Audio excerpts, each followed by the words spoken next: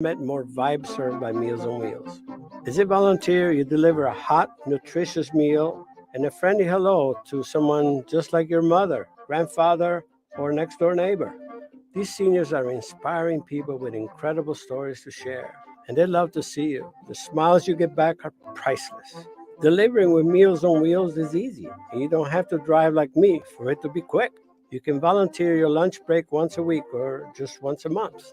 With 1 in 6 seniors facing hunger and many more living in isolation, your lunch break can make a real difference. So, America, let's do lunch. Volunteer your lunch break at americaletsdolunch.org.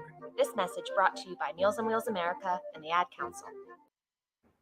Okay, Simon, what are you wearing right now? Nothing. That's right. And what do people normally wear? Clothes. Exactly. So now Mommy's going to teach you how to dress yourself. Clothes keep us warm, they look good, and if we go out without them, the neighbors will talk. So it's important to know how to get dressed. Here's how it's done. Underwear always comes first, name tag at the back, then pants, then shirt. Get the first button in the right hole or you have to start all over. If you're wearing a tie, it goes over, round, through, and pull tight. Tuck your shirt into your pants and zip up your fly. Socks going first, then shoes right on right, left on left. With shoelaces, just take the ends, cross them over, switch the loops. The rabbit goes down the hole, pull tight, and you're left with bunny ears. I love bunnies. Good to know. Now remember, spots don't go with stripes, socks don't go with sandals, and if you've tucked in your shirt, wear a belt. Got it? Why are your pants on your head? Most parenting is hard to do in just 2 minutes. But spending just 2 minutes twice a day making sure they brush their teeth is easier and could help save them from a lifetime of tooth pain. For fun 2-minute videos to watch while brushing, visit 2min2x.org. That's 2min2x.org. A message from the Partnership for Healthy Mouths, Healthy Lives, and the Ad Council. So you see, son, good manners are very, very important. Someday, many years from now, when you're a grown-up, you'll be a man. And when you are, you should be a gentleman. Do you want me to go through it one more time? Yes. Yes, please. Yes, please. Exactly. Always say please, thank you, you're welcome, and excuse me. Sit up straight, hold doors open for ladies. If a door's shut, then knock first. Don't burp, don't swear, don't speak with your mouth full, don't reach across people's plates, keep your elbows off the table. What table? And don't interrupt. While we're at it, don't stare, don't use foul language, don't call people names, but do remember people's names. Always share your toys, play nice, and cover your mouth when you cough or sneeze. On the bus, give up your seat to anyone who has trouble standing. Bottom line, treat others the way you'd like to be treated. Got it? Got it. And stop picking your nose. Most parenting is hard to do in just 2 minutes. But spending just 2 minutes twice a day making sure they brush their teeth is easier and could help save them from a lifetime of tooth pain. For fun 2-minute videos to watch while brushing, visit 2min2x.org. That's 2min2x.org. A message from the Partnership for Healthy Mouths, Healthy Lives, and the Ad Council. Hey, there he is. How's it going? I'm having a stroke. Are you going to shake my hand or what? I'm having a stroke. Wow, you're not even moving your arm. I'm having a stroke. Are you okay? I'm having a stroke. Your face looks weird too. I'm having a stroke. Are you having a seizure or something? I'm having a stroke. When someone is having a stroke, they may not be able to say it with words, but their body language will tell you loud and clear. I'm having a stroke. You just need to know the sudden signs. Look for FAST, F-A-S-T. F, face drooping. A, arm weakness. Or S, speech difficulty. Then T, time. Time to call 911 immediately, because the sooner they get to the hospital, the sooner they'll get treatment. And that can make a remarkable difference in their recovery. Know the sudden signs. Face, arm, speech, time. Spot a stroke fast. Visit strokeassociation.org. Brought to you by the American Stroke Association and the Ad Council. The average time a resume spends on an HR manager's desk is 7 seconds, and most of them are tossed aside. Now imagine if one of those resumes belonged to Yasmin, who was living in a shelter, juggling 3 jobs. I had to be resilient. That's something that you can't teach. Or if that resume was from someone who worked 12-hour shifts at the recycling company with my dad, who's 72. That taught me a work ethic that I carry with me every day. We rely so much on a resume, yet it could never tell the full story of someone. Growing up where I did, a lot of things could have gotten in the way of my goals. But I learned to push through, and that's what I bring to work every day. So maybe it's time we look beyond the resume and look to Grads of Life. Discover new ways to develop great talent that are so much more than what's on paper at gradsoflife.org. A public service announcement brought to you by Grads of Life and the Ad Council. Hi, this is Terry Crews, actor, former football player, game show host, father of 5, and all-around big dude. I'm also an expert on drama. I know all kinds of drama, There's the good kind that comes with having a house full of kids. There's the bad kind like season-ending injuries. There's the necessary kind like having an agent in Hollywood. And there's silly drama like the drama around my percolating pectorals. And then there's the drama you can skip. Skip the drama that comes with not having your high school diploma or equivalency. Find free adult education classes near you and finish your high school diploma.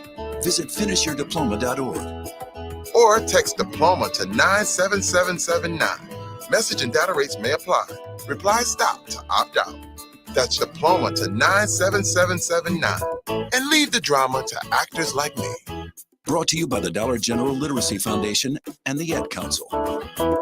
Adopt US Kids presents Multiple Choice Parenting. Your daughter just had her first breakup. Do you A, put yourself in her shoes? How could he do this to you? And for Sheila, she has split ends.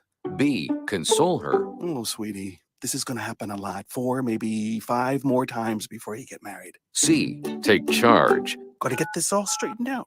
Give a little talking to, man to man, mano a mano. Hey, Steve! It's now a good time? No? Okay, no problem. Bye. Or D, help her find a new boyfriend. I know a great place to meet boys. The internet. Nice, single boys. Never mind. How about some ice cream? As a parent, there are no perfect answers. But you don't have to be perfect to be a perfect parent. Thousands of teens in foster care will love you just the same. For more information on how you can adopt, visit adoptuskids.org. A public service announcement from the U.S. Department of Health and Human Services, Adopt U.S. Kids, and the Ad Council. This is you over 30 years ago. Are we there yet? Are we there yet? And this is your mom when you drive her back from therapy. Are we there yet? Are we there yet? Are we there yet? Roles change without us noticing. And in your new role, we help you help. AARP gives you the information to help care for your mom so that you can have patience with her, just like she did with you. Visit aarp.org/caregiving or call 1-877-333-5885 to get practical health and wellness tips to provide even better care for your loved one. Are we there yet? Remember, visit aarp.org/caregiving. AARP, we help you help. A public service announcement brought to you by AARP and the Ad Council. When I was little, I didn't talk for a long time. I liked things to always be the same. Anything new or different would scare and upset me. I was very sensitive to lights and sounds. It was almost like I had bigger eyes and ears than everyone else. So I built secret hiding places where nothing could get in. I didn't like looking people in the eye. It made me feel uncomfortable. I'd throw big tantrums over little things like when my socks didn't match. Sometimes I'd do the same things over and over. Until one day, I found out I had autism. My family got me help. Slowly, I learned how to live with it better. You can see signs of autism in children as young as 18 months. Early intervention can make a lifetime of difference. Learn the signs at autismspeaks.org/signs. Brought to you by Autism Speaks and the Ad Council. It's Thursday night, and you're grabbing drinks with some friends. Started off with a pitcher for the table, which quickly becomes 2. There's pool. And there's the photo booth. All right, everybody squeeze in. Say cheese. Followed naturally by an order of wings. And another. Can we get some extra ranch sauce? Then there's the ceremonial nightcap. So what are we doing this weekend? And lastly, it's back to the car, which, if you're buzzed,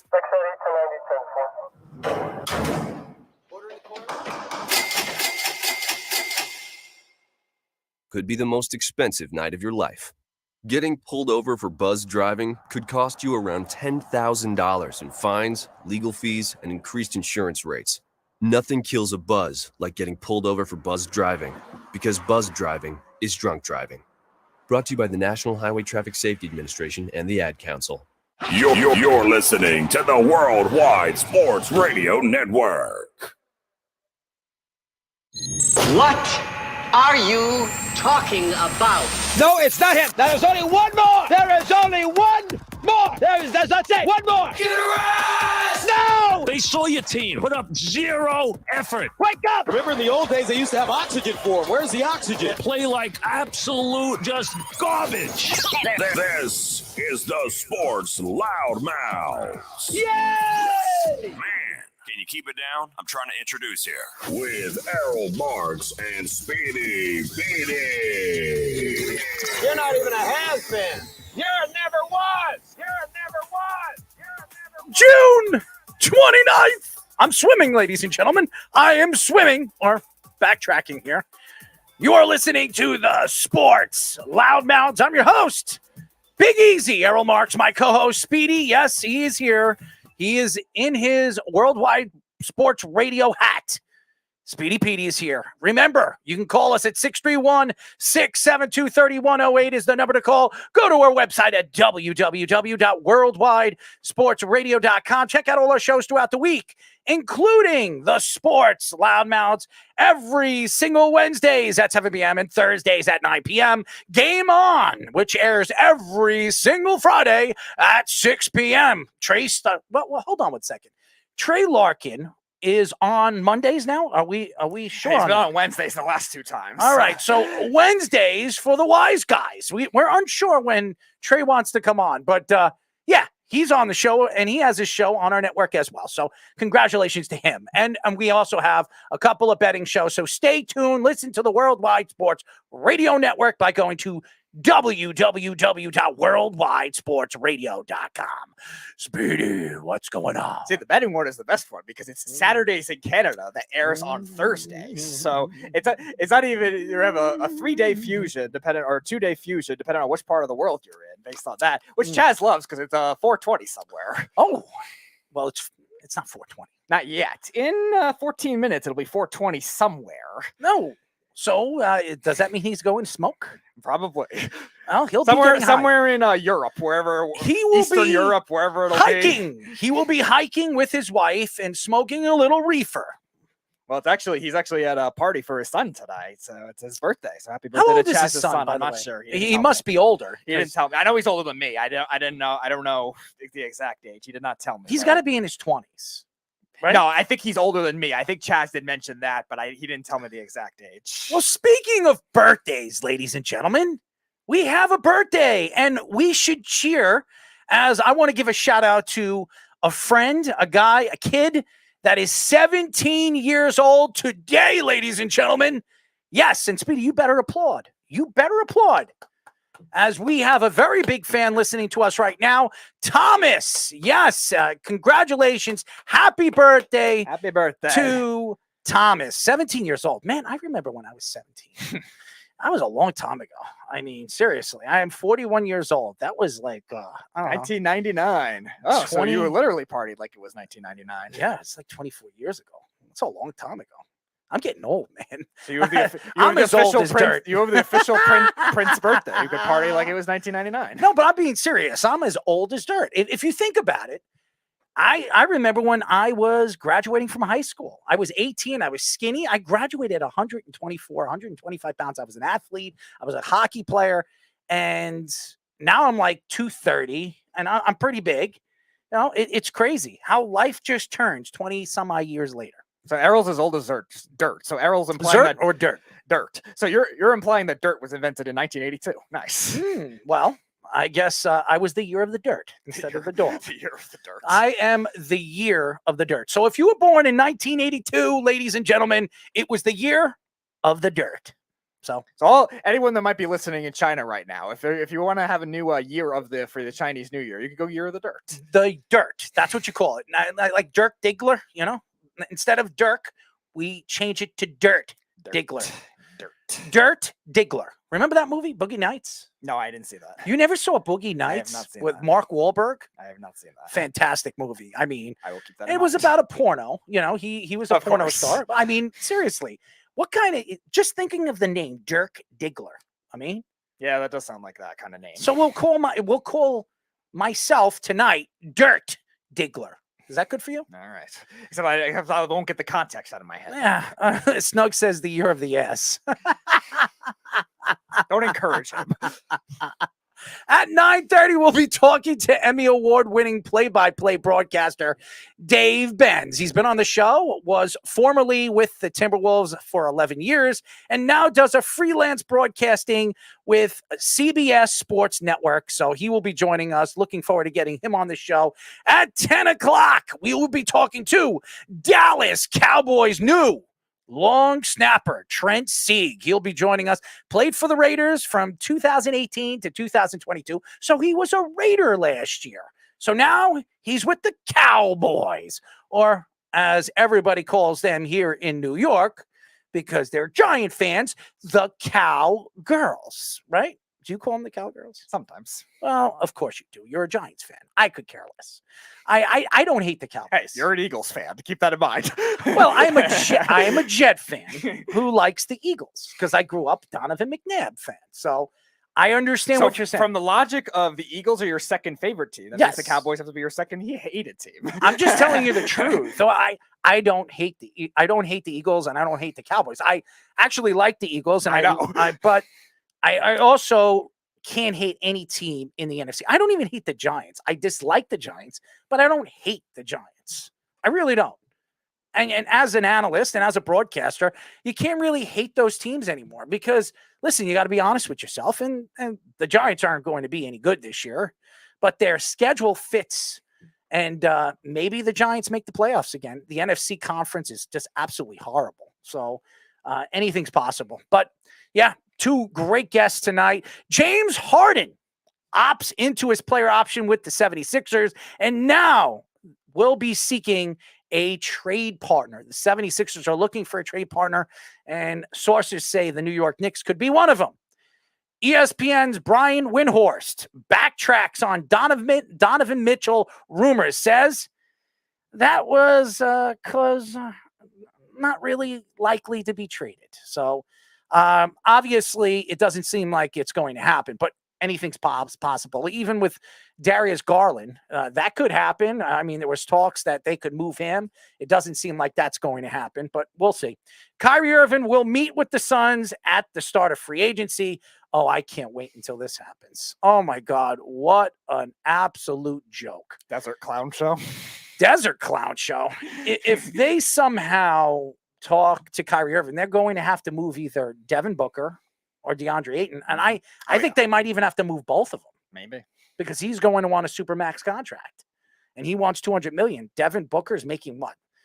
Almost $200 million? Yeah. And then DeAndre Ayton's making like 180. Right. So they're going to have to move at least two of these guys. And I could see this happening again. And then you'll have Bradley Beal, Kyrie Irving, and Kevin Durant. What a team, man. What a team. Desert clown show. Oh, man, this is a joke. 4 more NFL players suspended for violating the NFL gambling policy.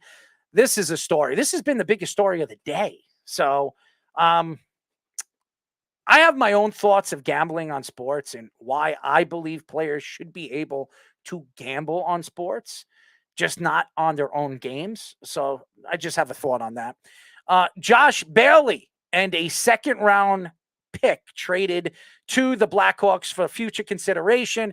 By the way, it is a second-round draft pick in 2026, I think it is. Mm-hmm. It's not next year. It's not this year. It wasn't this year. It is in 2026. So for all the Islander fans that were crying about giving up a second-round draft pick to get rid of Josh Bailey's contract, stop it. Domingo German throws a perfect game. The first one in the MLB since 2012. He did pitch it against Oakland, and no, he did not cheat, ladies and gentlemen. So I am tired of hearing this crap. I will say this. For everybody that believes that Domingo German is not a good pitcher, he proved it yesterday that he is. I don't know how good he is going to be when he becomes a free agent. I think he's a free agent at the end of this year. And I'm sure teams will be interested in him, but I don't know how much they're going to be willing to pay him for all the things that he's done off the field. But on the field, this guy, he's helped the Yankees out. And hopefully, being at the last two starts and being suspended the way he has, maybe he starts picking up his game and maybe he helps the Yankees start moving forward instead of backwards. So we will see. Bracket war matchup tonight, or Wars matchup tonight. Number 6 seed Mike Tyson versus the number 3 seed Jack Nicklaus, and the number 7 seed Jerry Rice versus the number 2 seed Wayne, aka the Great One Gretzky. So there you go. Those will be our bracket wars tonight. It's going to be a great one. So why don't we get into it, as Jamie Harden is the story right now in the NBA. And we spoke a lot about the NBA yesterday with our guest. And Mo had his own thoughts to obviously the New York Knicks and what the Knicks should do this offseason. And maybe the Knicks should stay put, not to trade any way, shape, or form pieces, to stay the course. But right now, the New York Knicks need to catch up to those elite teams in the Eastern Conference. Boston makes a deal that sends Kristaps Porzingis to Boston and 2 first-round draft picks. Boston got better. They just did.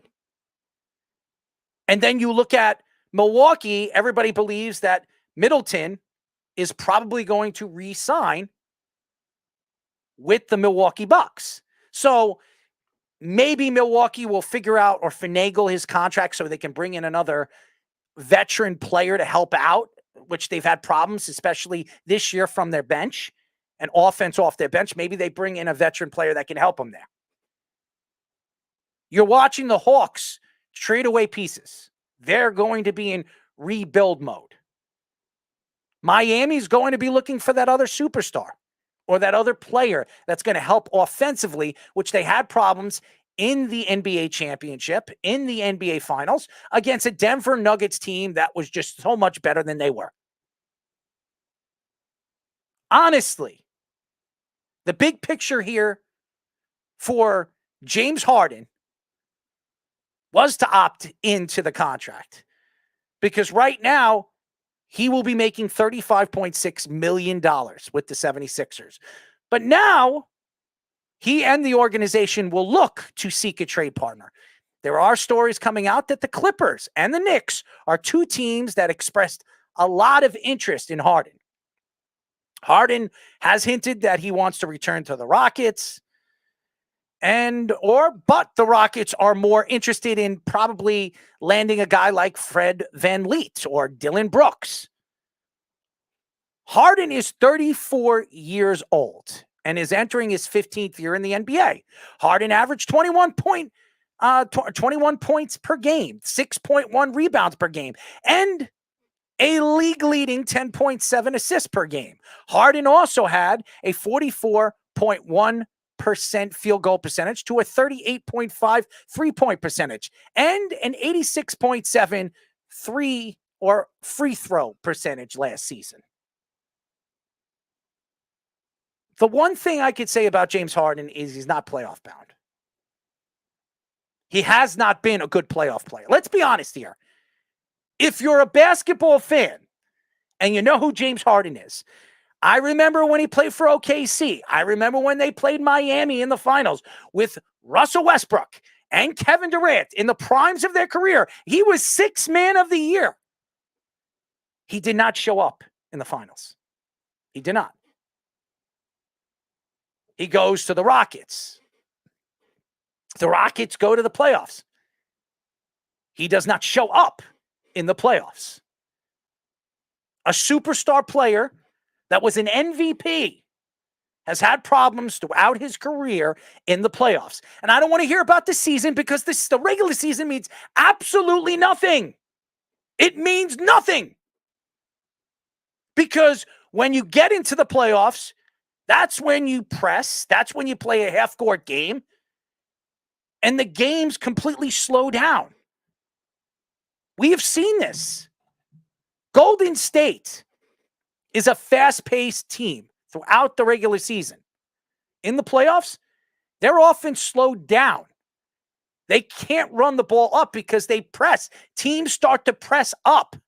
They want you to shoot the ball. They want to put you in positions where you're not comfortable shooting the ball. Now, obviously, Steph Curry could shoot it anywhere he wants, and more than likely he's going to hit it. But there are other NBA players and other NBA teams that can't do that. And the NBA has become a three-point league. Ask all those terrible shooters, a.k.a. James Harden, who can't hit a three if his life depended on it. James Harden's strength in his career is going to the hole and drawing fouls. He is the best in the NBA doing that. He also likes to travel. But half the NBA players do it too. LeBron James is the king of it. Honestly, if the Knicks don't have to give up any of their big players, RJ Barrett, we know they're not going to trade Jalen Brunson. I wouldn't trade Julius Randle for him because you can use Julius Randle in another trade to get another piece. I wouldn't trade Mitchell Robinson because you can use him for another trade to get another piece. If you trade maybe, because it looks like the Knicks are not interested in bringing back Obi Toppin because he's not getting along with Tom Thibodeau, maybe you move Obi Toppin and you're going to have to add a decent piece, maybe Emmanuel Quigley. He's a good player. You're going to have to re-sign him this offseason, or you're going to probably lose him next season. If the Knicks decide to move those two players and draft picks to bring in James Harden, I would do it.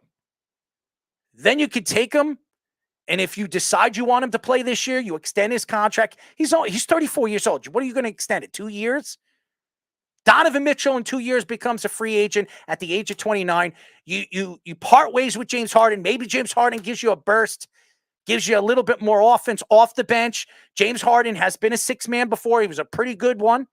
Maybe you bring him off the bench as your six man, and he leads your second team offense. That would make sense for the Knicks. Because then you have Hart and Harden running your second team. That gives you automatic offense.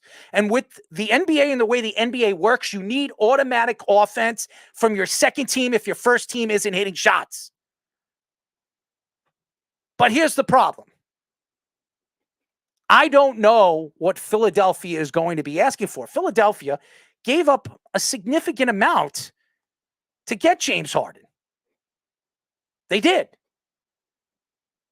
And James Harden, even last year in the playoffs, he shot more than he should have. James Harden comes to New York. He goes to the Clippers. He is going to be a third option. That's what he's going to be. On the Knicks, he's probably a fourth option if Julius Randle stays there. He's going to have to understand he is not the guy. He's not the second guy anymore. And he's probably not the third guy. Is he willing to do that? That's the question. I don't think so. And that's why maybe the Knicks need to stay away from him. Because you bring a cancer to this team. The way the team played this year, they went to the second round. They played Miami hard. They lost against Miami, but they destroyed the Cavaliers in the first round. You want the momentum going into the season next year where you have the confidence that you can do it again with the players that you have, and maybe adding a player here and a player there that's going to give you enough offense, Speedy, that's going to help you get over the top this year. Yeah, there's two tricky things to judge with James Harden, because James Harden, he is a talented scorer. Like you said, he's one of the best in the league at going to the hoop, ball handling, stuff like that. But two things that wear out on him is, one, the actual getting worn out with his body, too. He's one of the highest usage rate guys in the league. Him and Russell Westbrook have been that the last 5 years really, have been the two highest use of that. And that doesn't help when you have Tom Thibodeau, who likes to wear players out as it is. James Harden gets very worn out towards the end of the season. He don't play defense either. He doesn't play defense. And as a result, you really see his game go down in the playoffs too. And then the other thing too is the refs will tighten up in the playoffs too. So we talk about James Harden getting these gift foul calls and getting away with travels all the time too. That doesn't help in the playoffs either. How many times we were saying in the Miami series too, that how many calls that they messed up on the Knicks as it was. Mm-hmm. Like, you're not going to get those kinds of calls with James Harden either. And that doesn't help for that kind of player as well. And also just the inefficiency of James Harden in the playoffs too. James Harden shot under 30% in certain playoff games this year against the Celtics. That is bad. That is really bad. And you already have an inefficient Julius Randle if he's not traded. And you have an RJ Barrett that hopefully will get more efficient, but has shown his flashes of inefficiency too. And that doesn't bode well either in today's NBA. RJ did play well in the playoffs. He did. And I gave you a statistic that only him and Luka Doncic in the time that they came in as rookies have had the numbers that they have had at the time that they've had it, at the age they've had it. So RJ is getting better, and he is a good player. So for anybody that wants to say he's been the bust of that draft because of what John Moran has done and Williamson has done, but Williamson has barely played. We've said this yesterday. We had Jeff on the show. He said, why would you want Zion Williamson? He's only played 114 games in 4 seasons. But Zion Williamson, if you make the trade for him, and if he wants to play it, if he actually is in the lineup, he can change your fortune. He's that good of a player. RJ Barrett is working even harder to become a player of that magnitude. Is RJ Zion Williamson? He's not. Is RJ John Moran? He's not. But he's an efficient player, and he could be a 24 and 7 or 8 rebound guy. That's the type of player that RJ could be. He could be a borderline all-star as your probably third option. If you can get an optional third guy to give you 24 points, that's great. And you're getting like a guy like Brunson giving you 25 points, and then you get another guy that's going to give you between that type of totals. And honestly, they have those 3 guys. Julius Randle, if he's more consistent, he could give you 25 points. Brunson could give you 25 points. RJ could give you 25 points. If you're getting that kind of points, you're getting almost 70 points from 3 guys, and you're getting enough off the bench, you can win a lot of games in the NBA. Well, that's the problem too. Is you have James Harden, that's a very inconsistent player as it is in the playoffs, and when he's on, it's usually for 1 game, and then he'll disappear for 2 more. Look at the Celtics series as a prime example of that. Like he had that big 40-point game in Game 4 or whatever it was, and then he combined for like 40 points the last 3 games after that, and that is not a consistent recipe to win. Same kind of thing with Julius Randle. Like he's had his big games, but then he disappears too. And James Harden, at this point in his career, the last 2 years, has really been thought of as a third option in the playoffs too, which is not worth it for $35.6 million. And also, like you said, is James Harden, who's been a superstar his whole career, going to actually say, all right, I'll take a step back, guys? I don't know. And here's the thing. Are the Knicks willing to put him on the bench to be on that second team? Right. Now, the Knicks had one of the best second teams in the NBA last year in the regular season. They just didn't show up in the playoffs, and they couldn't rebound in the playoffs. This was one of the best offensive rebounding teams in the league all season long, and then all of a sudden they go into the playoffs and they play Miami, and they completely got out-rebounded by a smaller team. So, again, when you look at a guy like James Harden, he's not what you call a rebounder. He's a good passer, and he likes to move the ball, but he's also a ball hog, and he demands the ball. And could the Knicks bring in a guy like that to help out offensively to get them over the top? I don't know. Right now, I still think Boston is the best team in the Eastern Conference. They made that trade. They got 2 first-round draft picks. I also look at Milwaukee. If they bring Middleton back, it looks like they're probably going to do that. He did opt out of his contract. They're going to bring him back on a cheaper contract so they can bring in another consistent offensive player off the bench.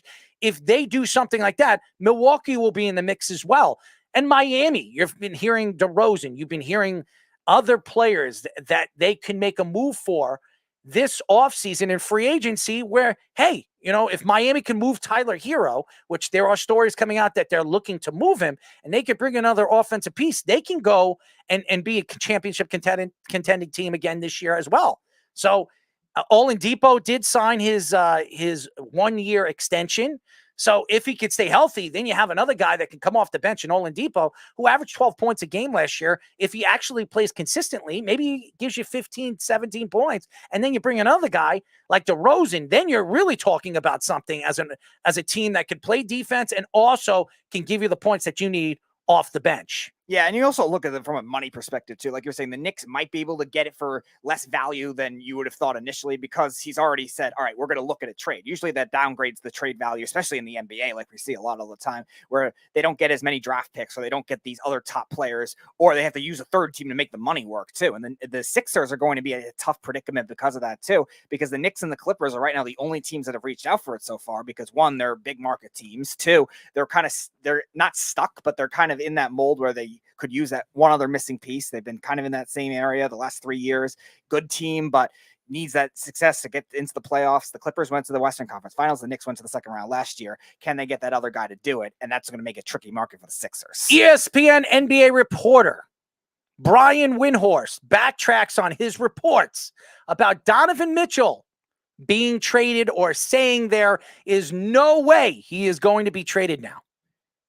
He also added that the rumor of the Cavaliers trading Darius Garland is also false. Mitchell has several social media posts of him in New York and with the New York sports entertainment figures and all that other stuff. There has also been rumors that the Cavaliers potentially pursuing Zach LaVine and including one of these guards in a deal. LaVine has mentioned he does not want to play for the New York Knicks, but a three-way deal is not out of the picture. Zach LaVine does not have a no-trade clause in his contract. Now, let's go to the Donovan Mitchell thing. I don't think it matters if he's in New York. I really don't.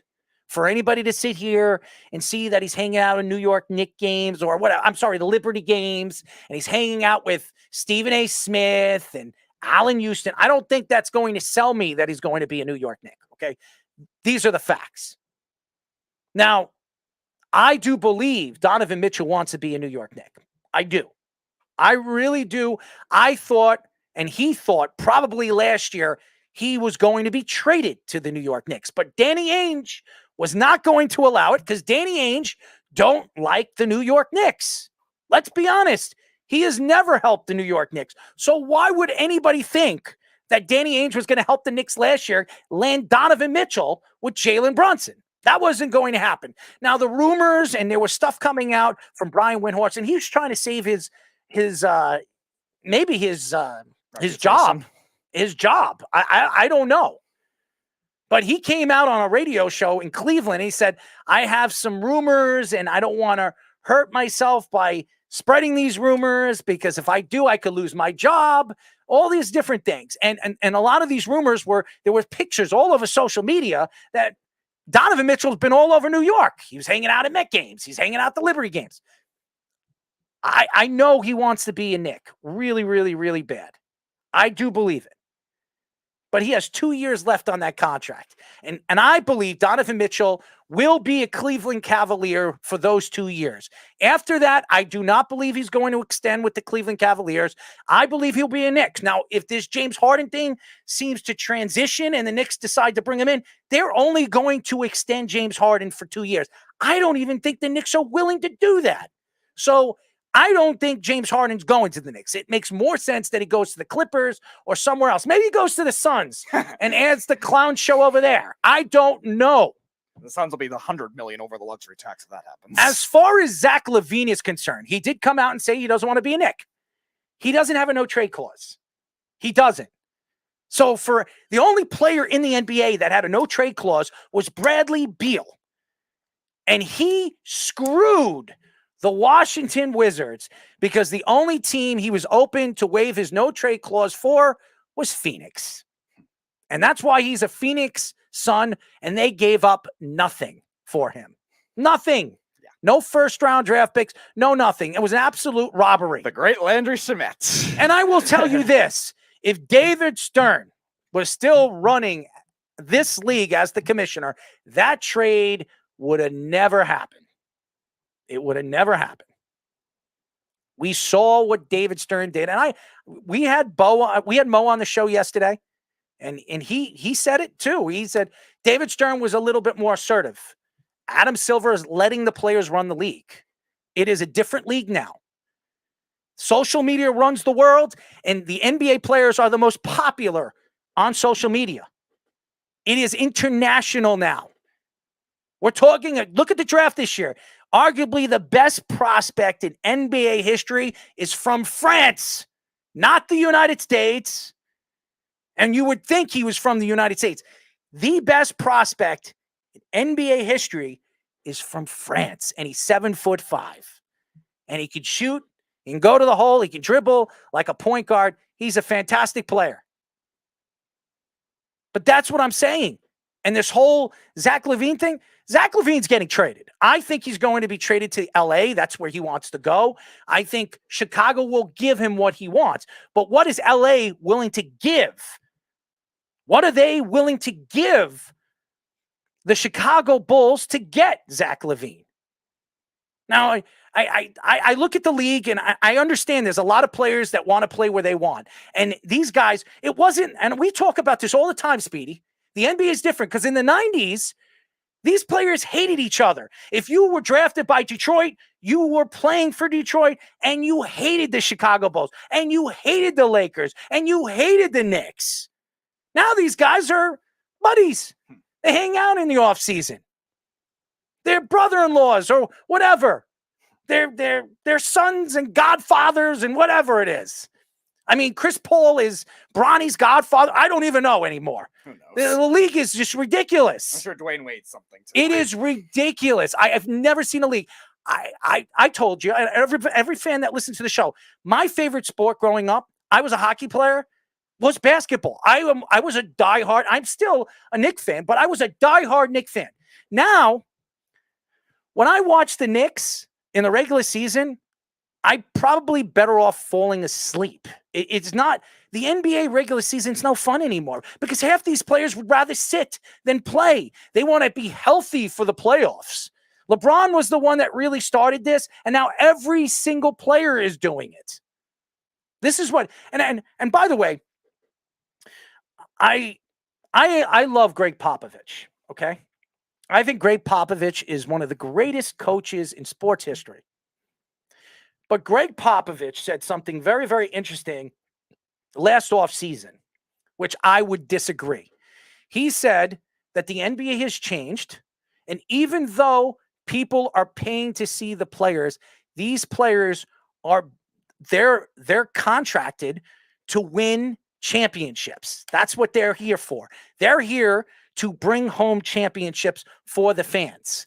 So if they want to sit 10 games out of 82 games, they should. So they're ready and they're going to be better in the playoffs and they're going to put up the numbers that they need to help their teams win. I disagree with Greg Popovich. I disagree with half the way the NBA runs their half of these teams, the way they run their organizations and the way they push their players and they protect their players. It is terrible how the NBA is run now. It is terrible. And Adam Silver, who when he took over for David Stern, the first 2 years, he was fantastic. He really was. I said, this guy is going to change the league. And what did he do? He gave the league to the players. Look at ownership now. Look at all the sports. We talked about this yesterday, Speedy. In the MLB, who runs the league? The owners. When we talk about the NHL, who runs the league? The owners. The NFL, who runs the league? The owners. The only sport in all of sports, one of the biggest sports internationally, the sport that everybody plays everywhere in the world, the players run the league. And that has everything to do with the way this commissioner is running the league. And I will say this, and I'm not sitting back, and I'm not throwing. We're gonna have Dave Benz on, and he's been a part of the NBA for a very long time. He worked for the Timberwolves. He's doing all different things. He's a big time broadcaster, Emmy-Award winning broadcaster, and he might have his thoughts. He might disagree with me. He might agree with me. He might be, mediocre with what I believe on what I'm saying. I'm just telling you, the way these stories are coming out, the way these players are demanding this and demanding that, and it's horrible. Look at Jordan Poole, okay? Jordan Poole last year, and I was talking to Jeff on the phone today before the show, and Jeff obviously calls the show and he attacks everything I say, and I don't care. I don't hate Jeff for doing what he does. It's what makes the show, and it gives the entertainment to the show. I told him that Jordan Poole got that contract from Golden State because Draymond Green beat the living you-know-what out of him. As soon as that whole Draymond Green thing happened, they give him a contract. They extended his contract. He got a bigger contract than anybody believed he should have earned. One season, having the season that he had last year, and then all of a sudden this season, you find out every single player on that roster hates him. They couldn't stand him. As a matter of fact, half the players said they barely spoke to him after the games when he was in the locker room. He wouldn't even talk to the press half the time. He would disappear. And then he gets traded at the end of the season for who? Oh, I'm sorry. Yes. And I think he's the greatest point guard of this era. And I've said it over and over and over again in Chris Paul. And I think Chris Paul is going to absolutely help Golden State, as Mo thought that yesterday too. But Chris Paul's like 37, 38 years old. In basketball years, he's like 50. So first of all, how many playoff games has Chris Paul played in the last 3 seasons? He doesn't play in a lot of playoff games because the guy's never healthy. So I just think that when you look at and you hear all these trades, and there's a lot of rumors, and when free agency opens up, I expect James Harden to be traded. I very much hope he doesn't go to the Knicks, but if he goes to the Knicks, if the Knicks don't have to give up much, if they can use him as a trade chip, bring him into this season. If he helps the Knicks out, if he doesn't, you trade him at the trade deadline. You get as much as you can for James Harden, and you move on from James Harden. But don't give up the farm for him, because as you heard Mo last night, Mo said, stay the course. The course has been bright for your organization since you stayed the course. You didn't trade Grimes when you could have gotten Donovan Mitchell last year because you thought Grimes is your future. If you don't think Obi Toppin and Quigley are part of your future, trade them. But if you think one of those guys or two of those guys could help you win a championship in the next 2 to 3 years, you keep and you hold on to them, because, by the way, there's a protected and unprotected position that it won't work. Now, when we come back, we will be talking to Emmy-Award Winning play-by-play broadcaster Dave Benz here on the Sports Loudmouths. It's the Worldwide Sports Radio Network.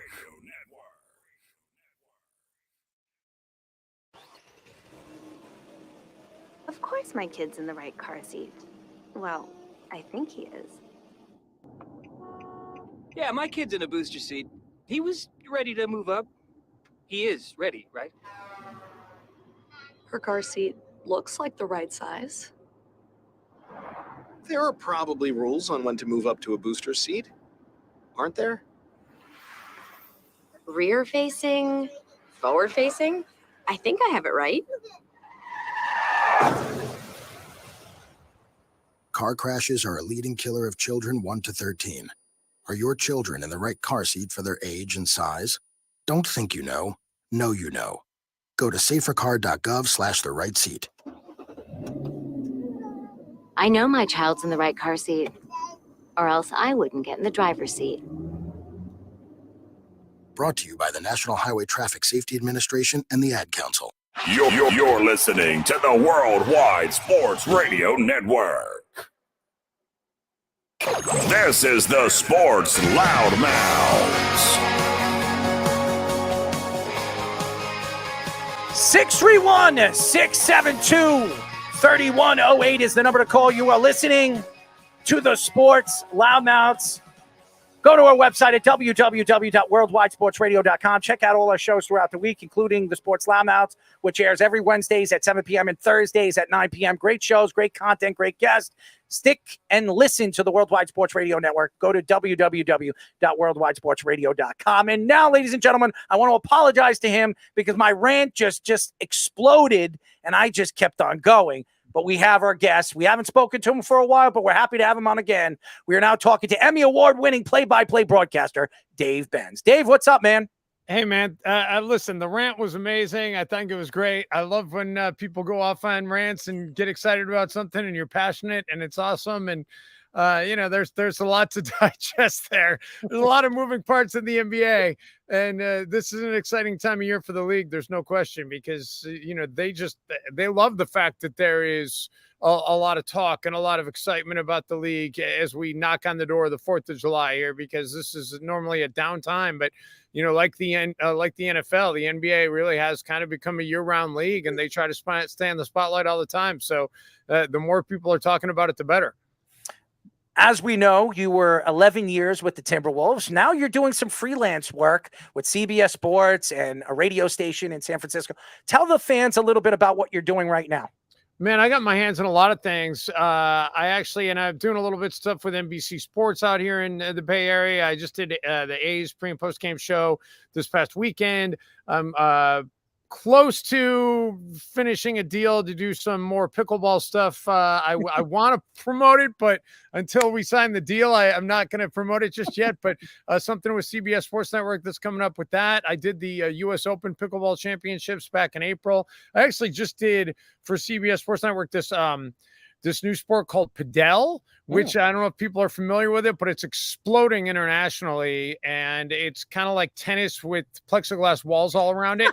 So the ball there's nonstop action and it's amazing. And I'm working on some football stuff for the fall. So, I got a lot of things going on right now, but the NBA and basketball is always going to be near and dear to my heart. There's no question. Congratulations on winning the Emmy. Well, thank you.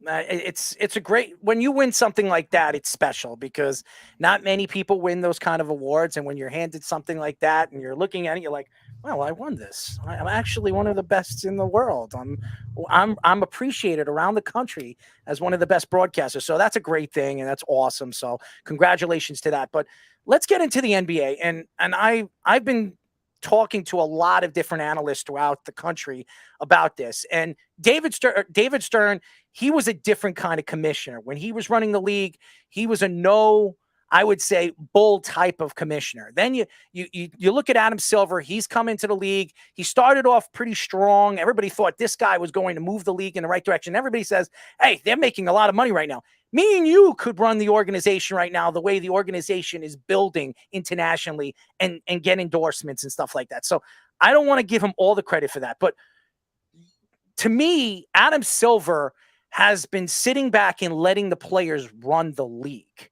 And you look at LeBron James, he's almost on his way out as he came out during the playoffs. After he gets eliminated, ruined everything for Denver after they knocked off LA and they were going to their first finals. He pretty much said, yeah, you know what? I might retire.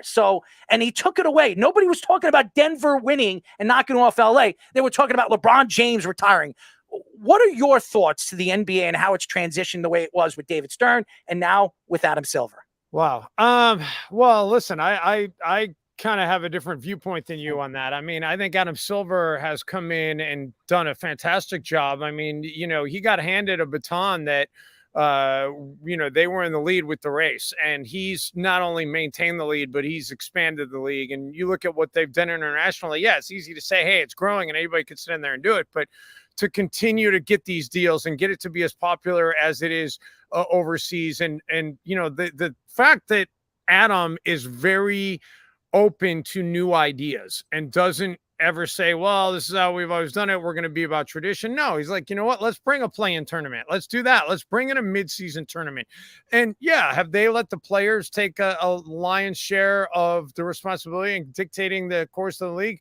Yeah, there's no question that that's true. But at the end of the day, Adam Silver, it's not like his hands are not on the rudder of the ship. And, he came into the league having to deal with the Donald Sterling situation. I mean, that was pretty much right away. He handled that very authoritatively. He's had to handle lately this John Morant situation, and he's come down pretty hard on Ja. And, but I love the fact that he's innovative and that he's open to ideas and that he's not afraid to try new things, and that he understands that the day you stop trying to grow and expand and be different is the day that you really are done. So, he might not make a ton of headlines on a regular basis lately, but I think that, I applaud the efforts that he's made.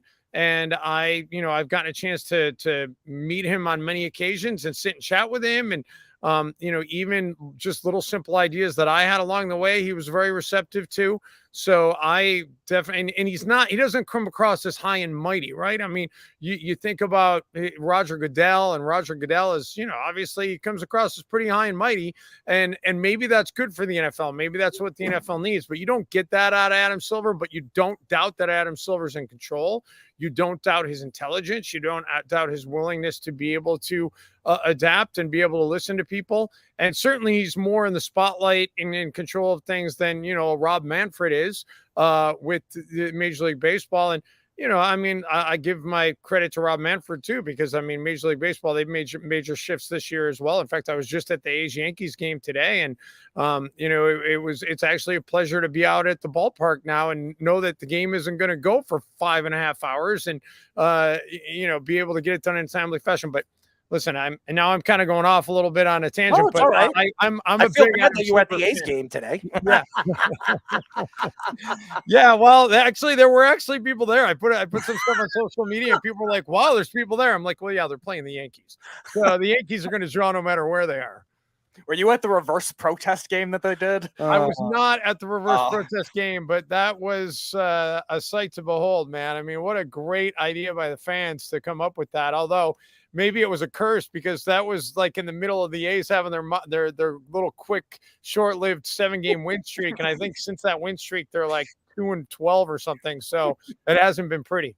Yeah, for 2 days they weren't the worst team in baseball. I think it was. Yeah, I know. By the way, I picked the wrong game to go to because it was great today. It was a day game, and it was warm, and it was sunny, and it was brilliant. And it was, the Yankees, they sent 13 batters to the plate in the top of the 6th inning and scored 8 runs. So that was something to watch. But I wouldn't have minded being there last night, getting to see a perfect game. That would have been pretty awesome. Oh, everybody was saying they was cheating, which if anybody was watching the game, at every single inning, the umpires were looking at his fingers. So he wasn't cheating. Okay.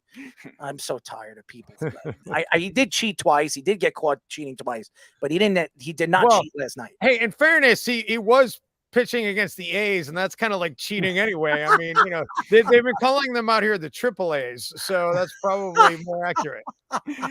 So we actually, you're also from the Bay Area too. We actually interviewed 2 guys that are from there as well. Eric Hasseltine, who's just a play-by-play voice for the Grizzlies, and Tim Roy, who does it for the Warriors too. Sure. Have you had any encounters with any of those guys? Oh yeah. I know Eric and Tim both. Tim, I know a little bit better than Eric because I've been, even though I'm not doing the Timberwolves anymore, I still made my summer home back here in California because this is where my son lives full time.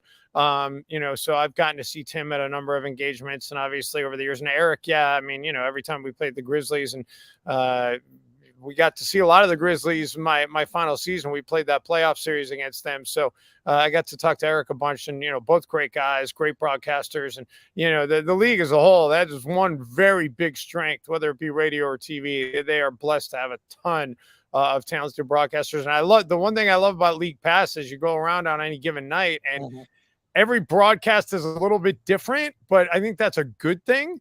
And, but they're all excellent at what they do. And, to have been a part of that fraternity for a decade was just amazing. We are talking to Emmy-Award winning play-by-play broadcaster Dave Benz.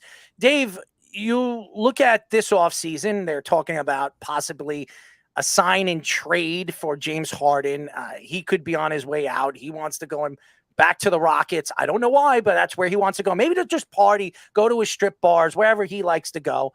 Who knows? And then obviously Zach LaVine. There's so many guys that are looking to be traded. They got their contracts. They're looking to be traded. Is there a particular player that you would like to see be moved? And is there a particular team for that player to go to where you think they could be a contender? Well, I haven't really thought through about where the team, but I will say close to my own heart. I mean, I feel like if I'm the Timberwolves, man, I'm looking long and hard at trading Karl Anthony Towns. And it's not because I don't believe in Karl Anthony Towns, but I just think that, and having gotten to know him and cover him for so many years, love the guy, love the talent. He's had to deal with some injuries the last couple of years, which is a little bit disturbing. But you look at him right now, he is in the absolute prime of his career. He is probably at a point where he's not going to get any better. And he is, but he's probably still got safely 2, 3, maybe even 4 more good, really solid prime of his career years left. But it just hasn't worked in Minnesota. And I feel like, he's a guy who could use a change of scenery. He's been in the league 8 years now. And you want to talk about a max player? He's been in the league 8 years. He's been to 2 playoff series, and he's never won a playoff series ever. I think they've won 2 playoff games, let alone a playoff series. So, I don't know that experiment with Rudy Gobert and Towns together really kind of worked. And I know that Towns missed a lot of time last year, and they didn't really get a lot of time to be able to see how that was going to develop. But I just feel like both the team and Towns could probably use a change of scenery. And I don't think a lot of teams are going to overpay for Karl-Anthony Towns, but I think you would find a lot of teams that would definitely pay fair market value to get Karl-Anthony Towns. What that would be, I'd be very curious to see. And what would the Timberwolves want in return? I did see something on somebody had proposed an idea of, swapping Levine and Towns and sending Levine back to Minnesota and Towns to the Bulls. I don't know how much I think that would work, but I feel like if you're a team that's a piece away, and maybe the Wolves don't make a deal on Towns now. Maybe they sit and wait and hope that he's healthy and has a good year and see where they're at. And if they're rolling, then you keep rolling with it. If they're not rolling, then maybe you try and trade him to a team that's a piece away. But I think if you're a team that's a piece away, that'd be a pretty good piece to add. But then the question becomes, how do you make the money work? Because he's a max contract guy. So there's so many moving parts to it, but that is the one guy that I feel like, it's probably time for him to find a new locale and for them to try and, start over with something else and see what they can get while there still is going to be a market that would pay something in return for him. So the last time we had you on, it was Anthony Edwards' rookie year. So what have you seen from him and his growth and development since his rookie year to now? Well, and I think that's part of it too, right? I mean, if I'm the Timberwolves, I'm looking at, and we love to talk about it. Hey, whose team is it? And from an outsider perspective.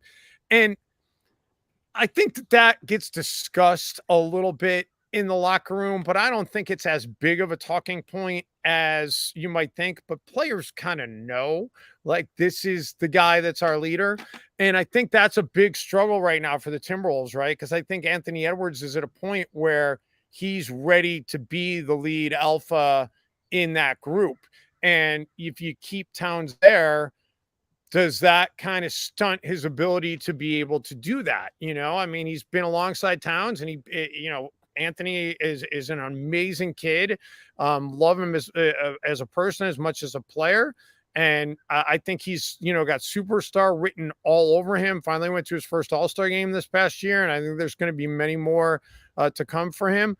So I just think that, maybe that's part of it too, why you would want to open up some room for Edwards to be able to breathe and really kind of spread his wings as the clear-cut leader of that team, and getting Karl-Anthony Towns out of the way would help accomplish that as well. But I think the upside for Edwards, I think he's still, just scratching the surface. I mean, he would have just finished, if we're still in the 1980s, he would have just finished his senior year at Georgia.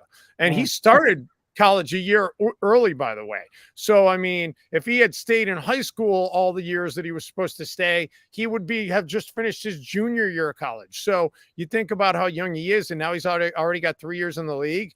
He's proven now that he can hit the jump shot with consistency. His defense has been there. His intensity is there. I mean, I think the sky's the limit for that kid. I still think that he, we still have yet really to truly see what he can do. We are talking to Emmy-Award winning play-by-play broadcaster Dave Benz. He's no longer with the Timberwolves, 11 years with the Timberwolves, now freelancing, broadcasting, as you heard, NBC, CBS, you name it, pickleball, everything. This guy is doing everything, and he's an Emmy-Award winning, broadcaster. We talk about who's the next guy up, and Victor being drafted from the Spurs, He's a unique individual. From France, 7'5". The guy is long. He can dribble. He can shoot. He can do everything. And everybody was saying that this might be the best prospect we've ever seen come out of the draft. And we've seen two other big men be drafted by the Spurs. In 1987, it was David Robinson. And then Tim Duncan in 1998. And now in 2023, somehow the Spurs win the draft and they get this guy. What did you see? What do you see in this guy? What type of player is this guy going to bring to the NBA? I mean, the skill set is amazing, right? And I think it was Steph Curry who said he's like the cheat code for 2K. And you kind of look at it, 7'3.5" with the skills that he has and the ability to do things that he can do on the floor. It really is kind of ridiculous. And I think it's, just kind of the evolution of the league and how we've seen, bigs that are more than just bigs. But I'm really kind of curious to see how is he going to be able to handle the rigors of an 82-game season when, to me, and I've heard that he said he doesn't really feel like he needs to put on any mass. I would disagree with that. I mean, guys are going to be out trying to push him around, and we'll see whether or not he can handle that on a regular basis. I think he's going to struggle a little bit early. I think he'll have some big nights. I think there's going to be some nights where you're going to be like, whoa, he did what? But I think there's going to be a lot more nights where he's going to look very pedestrian. He's going to look a little bit lost because you're going into a man's league. And on top of that, I really worry about him. A big guy like that, I feel like he's going to be a whistle magnet. And until he can figure out how to navigate the NBA and not pick up some cheapy fouls, I think it's going to be hard for him to stay on the floor just in terms of the whistles. I haven't looked at really kind of how many fouls he tended to draw while playing overseas, but I'm just looking at it from a pure like, hey, I've seen the league for a long time. I'm seeing the type of player that he looks like he's coming in to be. I just feel like early he's going to struggle to kind of figure that out. But if he figures that out, if he figures out how to stay on the floor without committing fouls and play defense without fouling and is able to figure out how to be able to put on a little bit more muscle without screwing up the rest of the skill set, which I don't think he will with that coaching staff in San Antonio, man, I mean, I think the Spurs I think we might see Pop stick around a little bit longer than everybody was expecting, because I think there's a little bit of fuel back in the tank now with him coming in. And I think once they start to see that they can have some success with him, and I think that they will see that, I think Pop is going to be, it's going to be awfully tough for them to get him out of the door. That name, Victor Wembanyama, right? Am I right? Yeah. Hey, you know what? I think if I was the Spurs announcer, I'd just be calling him V-Dub.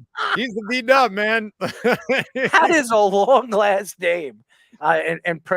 Pronouncing it is, it's hard. I can tell you that. So, yeah. Well, I've tried saying it a few times, and I'm sure I'm hoping there's going to be a time where I'll need to say it again. But for now, I'm going with V-Dub. V-Dog for 3. Good. Yeah, and he'll shoot him from out there too. That's for sure. Oh, no doubt he will. So my last question, because just you've done a lot of freelance stuff, like you were saying before, is there any sport that you never broadcasted before that you would want to broadcast? And is there a sport that you've broadcast you're like, wow, this is a lot cooler than I would have expected?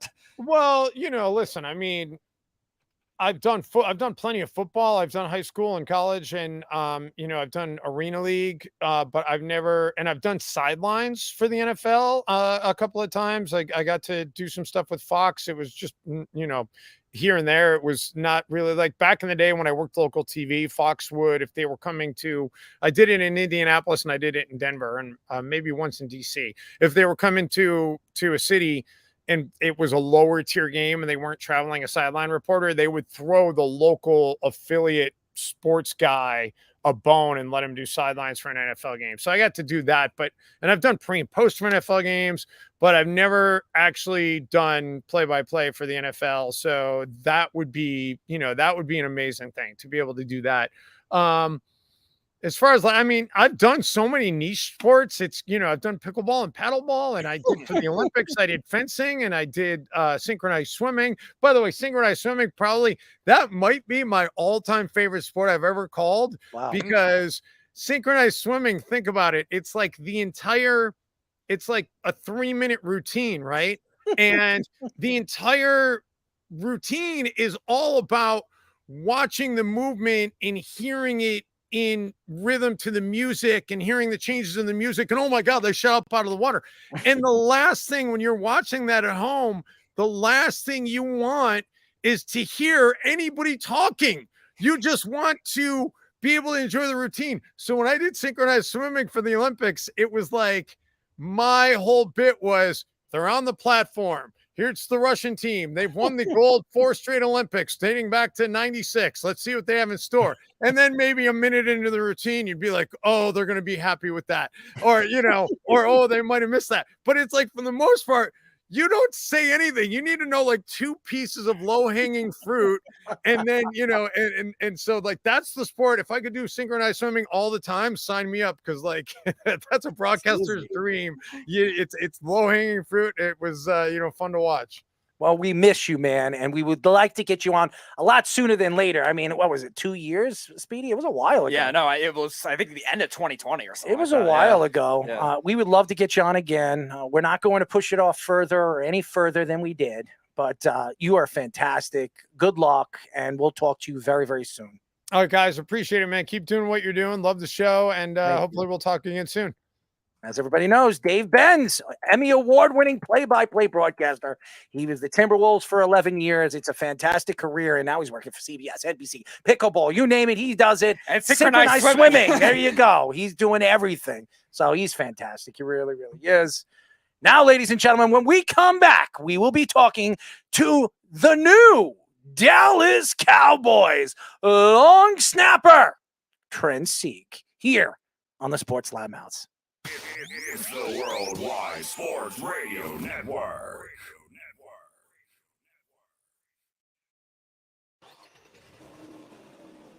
Of course my kid's in the right car seat. Well, I think he is. Yeah, my kid's in a booster seat. He was ready to move up. He is ready, right? Her car seat looks like the right size. There are probably rules on when to move up to a booster seat, aren't there? Rear facing, forward facing. I think I have it right. Car crashes are a leading killer of children 1 to 13. Are your children in the right car seat for their age and size? Don't think you know you know. Go to safercar.gov/the right seat. I know my child's in the right car seat, or else I wouldn't get in the driver's seat. Brought to you by the National Highway Traffic Safety Administration and the Ad Council. You're listening to the Worldwide Sports Radio Network. This is the Sports Loudmouths.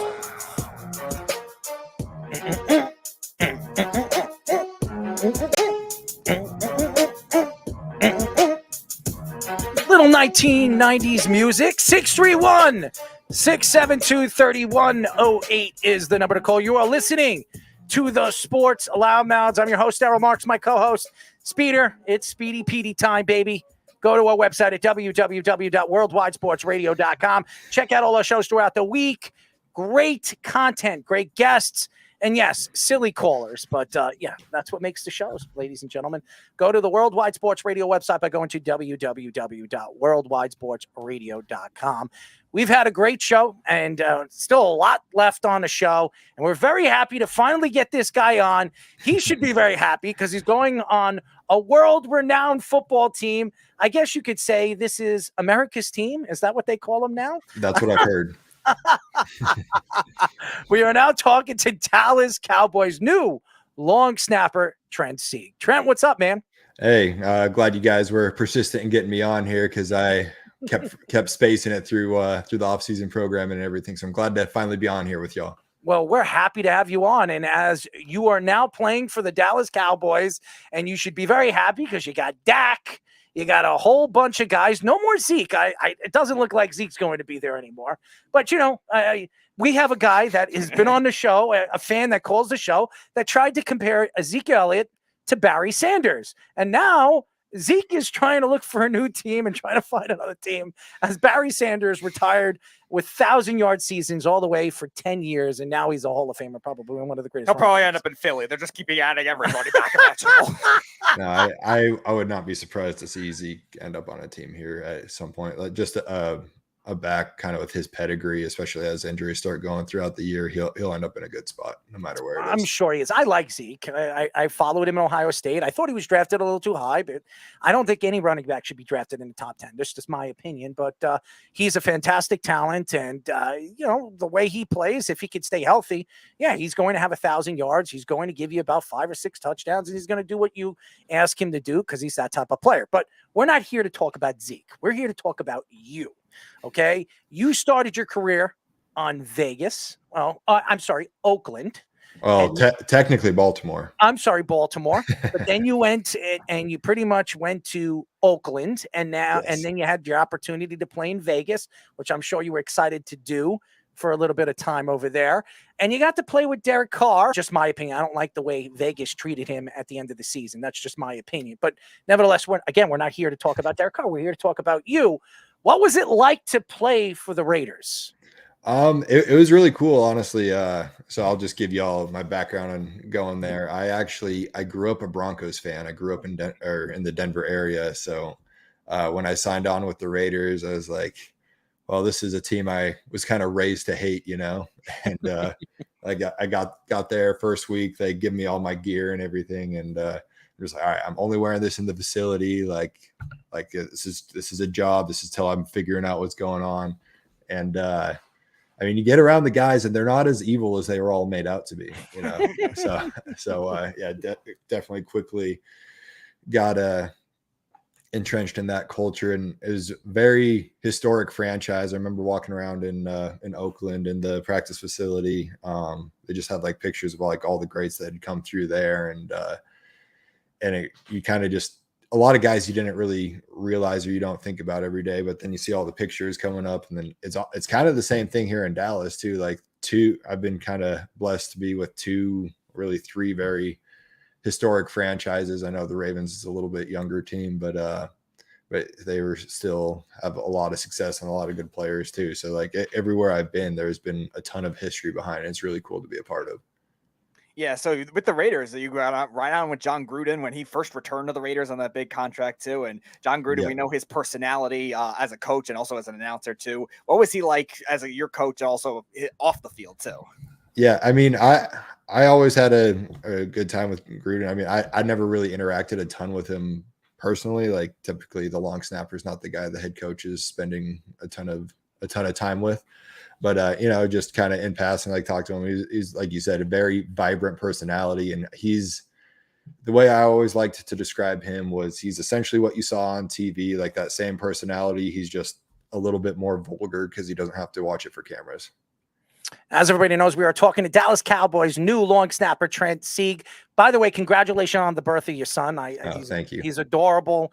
You have a beautiful family and a very nice dog, I could see. Yes, definitely. He's a very good boy. Yeah, well, you have 2 really good boys. Right. So there you go. So what is it like, obviously, signing a contract with the Cowboys, being their long snapper this year, and having the opportunity to play for a historic franchise like that? You get a chance to play with a guy like Dak Prescott, who I think gets attacked by everybody throughout social media, throughout the country, saying that he's not worth anything. Meanwhile, I think Dak Prescott's a lot better than people make him out to be. What are your thoughts to the team this year, and what are your thoughts of really signing that contract with a historic organization like the Dallas Cowboys? Yeah, so kind of to piggyback off what you said a little bit, it is a very exciting time to come in. Like you were saying, Dak kind of gets a lot of heat for some things, but really, I mean, he's shown that he's one of the top quarterbacks and can do that. And I mean, God willing, he'll stay healthy this year. And I mean, he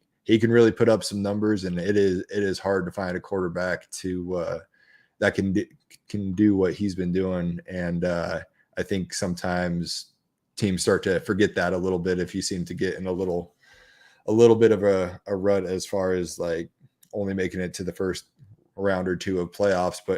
I'm saying only making it to the first round or 2 of playoffs. In my 5 going on 6 years, I've only made it to the playoffs 1 time. So it is really cool coming into a team that's kind of the expectations coming in, and it's not like, oh, like we're fighting and really trying to rebuild. It's okay, we're here, we have the guys, we have what we need, and we just got to try to push over the hump. So it's kind of a different mindset in the building, and it's cool to be a part of. So you as a long snapper, like a lot of them with different teams have like different other roles too. Like I'm a Giants fan, and Zach Diossi was also a special teams linebacker in addition to him being a long snapper. By the way, he hates the Cowboys, so you're talking to a Giants fan. When we said Giants fan, I kind of figured. I was going to mention Dallas next. Dallas had a long time one too, LC Alcindor, who was also an offensive lineman. So do you have any other additional roles, and what is like all the roles you do as a long snapper? No, I mean a lot of those guys, that part of long snapping has kind of gone to the wayside. It's just gotten to be such a specialized position. I mean, even like you're saying, Zach Diossi, like I think he might have run down on kickoff a few times, but for the most part, they're not trying to send the snapper out there to get hurt. And I remember coming in, like even in college, I wanted to play tight end and long snap, and they really pushed me to just snap because my coordinator there said I had a guy doing tight end and snapping, and he broke his finger playing tight end, and we couldn't punt the ball or kick field goals for the rest of the game. So it's become a very, very specialized, and as punters and kickers have gotten better, they just want to give them every chance to succeed. So it's I mean, we even saw just last year when Clark Harris got hurt for the Bengals week 1, and they had to find a way to get out of that game. And the snapper, I mean, he came in and did what he could, but it's not really his job to do it. So you're just trying to find a way out of that game, but it can definitely have a huge impact. So long story short, I just long snap. Well, that story is long. It is a long snap. There you go. As everybody knows, we were talking to Dallas Cowboy, new long snapper Trent Sieg.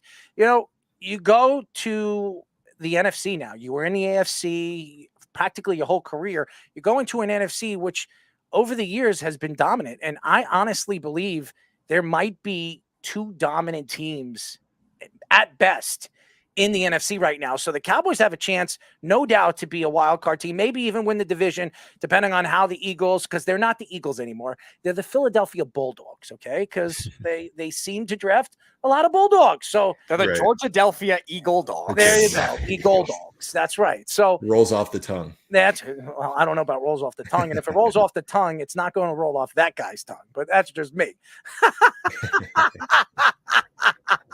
But you look at the NFC, nothing scares. There's no more Tom Brady. The Buccaneers don't look like they're going to be anything. The Panthers have a rookie quarterback. The Saints have your guy, Derek Carr, who I think could actually make noise this year. The Falcons, they're still very young. I know a lot of people think they're going to make the playoffs. I don't. The 49ers, they don't even know who their starting quarterback is. The Seahawks, they're probably going to be a lot better than people think this year because they were good last year. The Rams, Matthew Stafford coming back from a back injury, and the Cardinals, they're going to stink. The Vikings, we know what they are. They're not any good, as the Giants completely tortured them in the playoffs. The Lions could be a team to be reckoned with. The Packers stink. I'm sorry. And the Bears are a rebuilding team. And then in your division, the Eagles are good. The Giants, I don't think they made enough moves to really jump over anybody. And the Commanders stink. Okay. So it's really just the Eagles and the Cowboys, I believe, in your division that are going to be fighting. So what are your thoughts from coming to the AFC where there's so many good young quarterbacks? It's so much talent. And now coming to the NFC where you have a chance to be a contender automatically going to the Cowboys. Yeah. And I mean, I'm going to sort of give the political answer here and be like, because I mean, and really this is more coming from some experience like last year with the Raiders. Remember Devontae signed on, made some big splash signings, and everyone's like, oh my gosh, Raiders are going to go to the Super Bowl just coming off a playoff year. And then like a lot of excitement when McDaniels came in, and then there was just a lot of I guess turmoil throughout the season, just like not exactly playing the way we wanted to. And I mean, there's a reason we play the games. Everyone's in the NFL, like everyone's insane athletes. And yeah, like you said, they're it was definitely a meat grinder in the AFC West between the Chiefs and Chargers and Cowboys last year. And then, coming to the NFC over the last few years has definitely shown there is a little bit more separation between a couple teams, but things can change on a dime. And I mean, even with the Giants, as much as I hate to give them credit, like they started off, what they start off 6-0 or something like that. 6-1. The Cowboys were their only loss on Monday Night Football. Yeah. So it's there's a lot that goes into it, and it's all about how you adapt throughout the year. And it really is a marathon and not a sprint. And you just got to try to not buy into the hype too much going into it. Well, I will tell you this. I didn't buy in the hype with Josh McDaniels because I know he was your coach, but I'm sorry, okay? I knew there was going to be turmoil over there. He pushed out Derek Carr. It was despicable what he did to Derek Carr. I have been such a supporter for Derek Carr. I think he's a great quarterback. I think the fact that the fans practically turned on him, and then the farewell, I give him a lot of respect because he is a real NFL, star in my eyes. When you do that and you took all that stuff at the end of the season and just really was disrespected by the coaching staff over there. I don't know everything. You probably know more than I do, but I am not a Josh McDaniels fan. So and that may be because he comes from the Patriots and I'm a Jet fan, but nevertheless, I did not understand that whole thing. I think Devontae Adams is special. We saw it. We know what he is. I like Darren Waller. I think the Giants will enjoy him if he stays healthy. And I think you going to the Cowboys, it's interesting because I think the Cowboys are going to be a lot better than people think this year. I really do. So I certainly like to think so. Yeah, I think you do too. But I think my question for you right now is, you look at the NFL as a whole and you look at the transition. I think it's become very, contending. The contending teams it's not becoming lopsided. I mean, there are teams that are great. I think Kansas City is being blown out of proportion again this year. I think they lost a lot of defensive players. I don't know if they're going to be as good as everybody thinks they're going to be. And some of these young teams, the Bengals could be good. The Bills, even though a lot of people have questions with the organization and the way the team is being run. And then even the Jets with Aaron Rodgers. What are your thoughts to the way that, and obviously you're not in the AFC anymore. What are your thoughts to going into the season this year? What do you see in the AFC that springs out to you going into the offseason? Gosh, I wish I had a great answer for you, but really just what you're talking about is sort of what I was trying to say earlier. Just like every year things can kind of flip really fast. And I think the NFL, as far as the major sports leagues go, to me is like, it's the league that has the most parity. Like you don't have a dominant team coming in like Golden State in their prime, and when they are just every year is like, all right, not a point in watching the season. Like Golden State's going to be in the finals, and it's just whoever happens to find their way there. And so that's really that's the great part about football to me, is there's just such competition every step of the way. And honestly, as far as transactions and everything go, I don't really keep up with it. I'm kind of stay in my own lane, and if something happens on my team, then I usually hear about it from my dad. This guy, why? He doesn't want to throw anybody under the bus. He doesn't want to throw he doesn't want to get himself into trouble. I understand. Yeah. So I'm going to do it for you. I will be the voice of Trent Sieg. Here's the answer. You ready, everybody? I am going to speak for Trent. I believe, as a football player, that, hey, you know what? There is a lot of mediocre teams. The Bills are probably going to be like, they're probably not as good as people think they are. Kansas City is not winning back-to-back championships. And the Bengals, who have been to back-to-back AFC championship games and went to a Super Bowl last year, are going to choke again. So there you go. I gave you your answer. Enough said over there. So congratulations to the Jacksonville Jaguars going to the Super Bowl. There you go. Jacksonville going to the Super Bowl. That might be a sleeper, honestly. Yeah, Trevor Lawrence seemed to really figure that out. So that's actually not terrible. Well, they just lost their offensive lineman for 4 games. As he was, yeah. Cam Robinson PED suspension. Yes, sir. 4 games, baby. Don't worry, nobody got caught for gambling on that team. That's only the Lions. That's another thing. And Well, by the way, that seems to be taking the league by storm right 9 now. players now total. it's ridiculous. Let me tell you something. If you're not betting on your game, you should be allowed to bet. If it's legalized in this state or wherever you're playing, you should be allowed to bet. I am tired of this. The Pete Rose thing. They're throwing Pete Rose on the... This guy is one of the greatest baseball players of all time because he bet on it. Now, he shouldn't have bet on his team, but he bet his team to win. Right. And he was the manager. What does it matter? He didn't bet against his team. He bet for the team. Yeah, so Pete Rose actually came in and spoke to us about gambling during an off-season program. It was there's definitely a lot of angst you can feel in there about just how the whole situation is going. But it definitely is a fine line, especially with how involved sports betting is getting with professional sports anyway. It's everywhere now. I remember growing up, it was like New Jersey and Nevada were the only 2 states you could sports bet, and now it's just everywhere. It's unbelievable. And honestly, I don't understand how players can make a bet on a game if they're not playing in it, as long as they're not playing in it. And the fact that they're suspending them. So as far as from the NFL side of it, I agree with you, but as far as like competitive advantage with betting, there is a lot of inside information that players are privy to that the general public that they're betting against would not know. So are you one of those guys that believe that the game is fixed? Oh man, I have had some great conversations about this. I don't believe it is. If it is, nobody has told me, and I wish they would so that I can stop stressing every Sunday.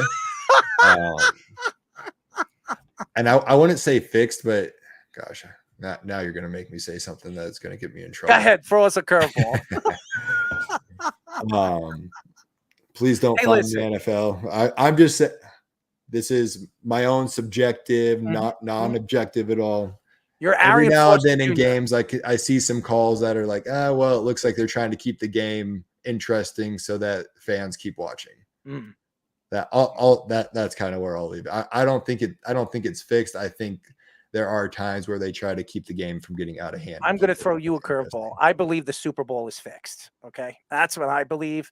I watched the Atlanta Falcons and the New England Patriots, and that game, there was no way in hell they were coming back in that game. And then all these mistakes, all these crazy things happened. The defense, Atlanta, just started to fall apart. It looked like they were out of breath in the fourth quarter. And then this miraculous comeback, the greatest comeback in NFL history. Tom Brady, the greatest, the GOAT, comes back from that. Sounds like a true Jets fan talking about. Oh man, I'm just speaking the truth, and it has nothing to do with Tom Brady. I'm just saying it. How about the whole Seattle Seahawks New England Patriots game when they decided, hey, they have the best running back, they have beast mode, and they decide on the 3-yard line, hey, you know what we're gonna do? We're gonna throw the ball. And interception, Butler, right? It was Butler. Malcolm Butler intercepts the ball. Game over. Patriots win another Super Bowl. There's something about the game that just kind of is just mind boggling to me. But hey, listen, I know you're not going to throw yourself under the bus. It's okay. We love you, Trent. But I'm going to throw myself under the bus, and I could care less what Roger Goodell has to say about me. And I'm not one of the guys that go to the presses and boo him, because I'll just tell him to his face, you stink. So, and he's making more money than you guys.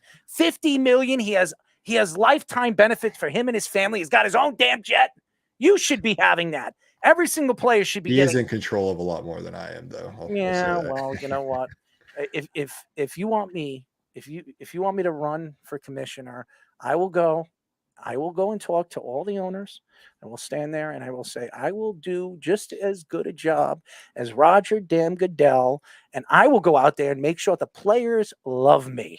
The fans love me, and I'll still get you the endorsements and get you your boost of contracts. Okay, so Trent, just pitch me. Tell the players of the Cowboys.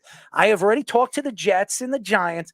Pitch me, and I will be the new commissioner, and I will help you guys grow this sport even deeper. Well, I don't think they need me, but I think the sport's big enough. I'll right talk now to my people. And there you go. I'll get Thank back you, to Trent. I see. I told you, Speedy. I was gonna love this guy. You're gonna endorse it for Jerry Jones. Is Jerry Jones will get on board? We'll Jerry, see. I need to get a little bit of more of a name around the building before I start giving endorsements straight to Jerry. Just remember, Jerry likes to, throw everybody a bone, especially the press, by the way, when he was telling everybody on how he drafts and how the draft board is set up. I couldn't believe he went out there. His son was sitting right there and saying, Dad, don't stop doing that. See, at least he's not as bad as the Browns, though. The Browns drafted Jordan Cameron when they wanted to draft Cameron Jordan. So they drafted a tight end that didn't turn out to be anything, where they could have had a potentially Hall of Fame pass rusher. Did they actually get that mixed up, or is that? Yeah, they did. No, they did. Wow. They wanted to draft Cameron Jordan. They wrote the wrong name on the court. Jordan Cameron was the tight end. It was probably he was like a second or third round value, and they ended up taking him late in the first round when they wanted to take Cameron Jordan. That guy loved that call. And the Saints took him in at the end of the first round, I think 28th or something. It was the year they lost against the Niners, and then I remember that playoff game. It was a year after that, and the Saints ended up with him somehow. I didn't realize that's how that happened. No, yeah. I think I'd heard the story, but I thought it was just like people like making a joke about it. Nope. File that under things that only happened to the Browns. The Browns' great draft history. Well, there is a player on your team. And by the way, we are talking to Dallas Cowboys' new long snapper, Trent Sieg. There is a player that I absolutely adore on your team. I think he's the best. He's going to turn out to be a top 2, maybe even the best wide receiver in football this year in CeeDee Lamb. He had arguably the best year a Cowboy wide receiver has ever had. And you're talking about some of the greats. Michael Irvin being one of them, has never had a season like last year. CeeDee Lamb is a fantastic talent. Have you met CeeDee Lamb yet? And what do you think of him this year going into the season? I've kind of more met him in passing so far. Like, our schedule is very regimented right now, and I was kind of more with the defense throughout workouts and everything. But yeah, I mean, I'd agree. I'm super excited just to see how he plays. Like, just sitting there after special teams is over and just watching practice. He's one of those guys. He just has an air about him. There's certain guys that you can just tell there's something different, and he's the man. So it'll be exciting to get to watch him up close and personal this year. You got another one in Cooks. You brought him in a move. He's fast as hell, and they needed a second weapon. I think he's a type of guy that the Cowboys can move in the slot. They can move him on the outside. He's been in He's been with the Texans over the last couple of years, so I feel bad for him. But now he's playing in with the Cowboys. I think he's going to be explosive as well. So, what are your thoughts of Cooks as well joining the Cowboys? I mean, I think you really just hit the nail on the head.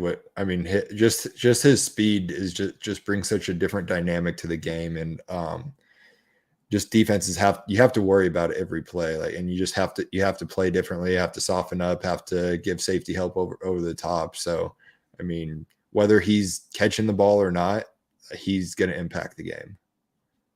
So you mentioned you're in talked a lot with these defensive players too, and they got some personalities on that defense between Trayvon Diggs, who is a very big trash talking corner, Micah Parsons, who was having a little rivalry with some of the Eagles players and best fans. defensive lineman in the NFL. So any interesting personalities there?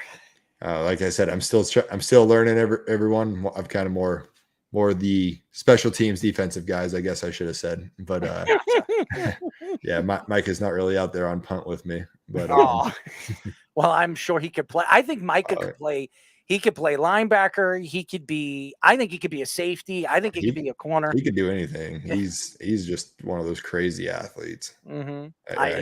He's unbelievable. He really is. I never thought he was going to be as good as he is. I really didn't. I remember when he was drafted and everybody was like, the Giants should have drafted him. Blah, blah, blah, blah, blah. He wanted to be a Cowboy. His parents wanted him to be a Cowboy. He gets picked by the Cowboys and he goes up on the stage and he says, Cowboy fans, you're going to see some mean green killing machine when I get on that field. And boy, oh boy, has he proven it the last 2 seasons, man. Shoot, I remember when I was with the Raiders and that was kind of when Mike was more, or he would drop back in coverage and stuff too. He wasn't pass rushing every play. And Derek after the game was just talking. He was like, man, every time I saw him back in coverage, I was just thank goodness. Like, it's just just one less thing to worry about. So, but yeah, he's a monster.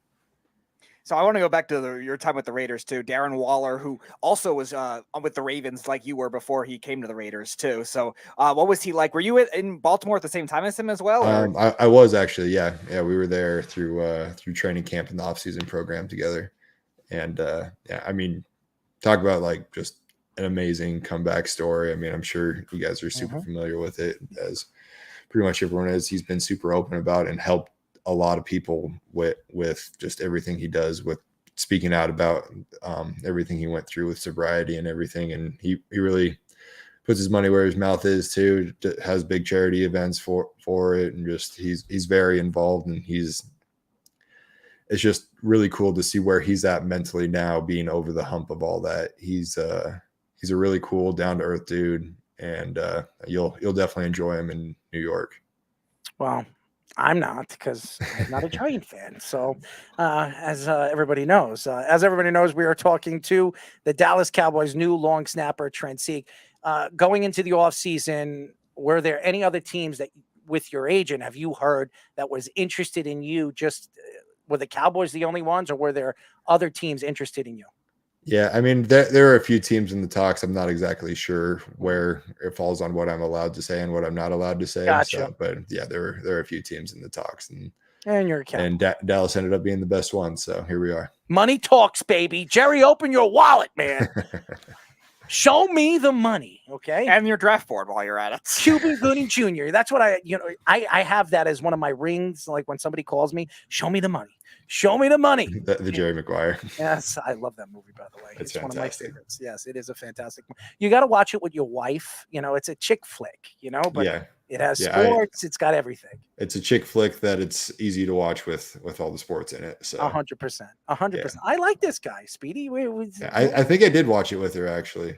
Oh, there you go. Yeah, I watched. Is she watching this interview? Not yet. Well, I just want to say hello, Mrs. Sieg. Hello. Before we let you go, man, because I know you're a busy guy. You got a son, you got a dog, you got a wife, and you're still in the off season, so you're probably gonna go watch a TV show or a movie with your family. I gotta go to bed. My kid wakes up. Oh, sorry. There you go. No You gotta play daddy. So right. Your thoughts to the league as a whole right now, the transition with the new rules. Do you like them? And obviously you're on special teams. Special teams, I've been, pushing that the NFL should take it away because of concussions. Obviously you would not have a job. So I don't want to hurt. I don't want you to be mad at me here. What are your thoughts with the new rules? Do you like them? You're referring to the kickoff rules, I'm assuming? Yes. Yeah. It'll be really interesting to see how it ends up. I know college-wise, they kind of turned it into pretty much just taking touchbacks whenever. But in the NFL, like, it gets schemed up a lot more. It's like you get a lot more than just your 15 minutes a day.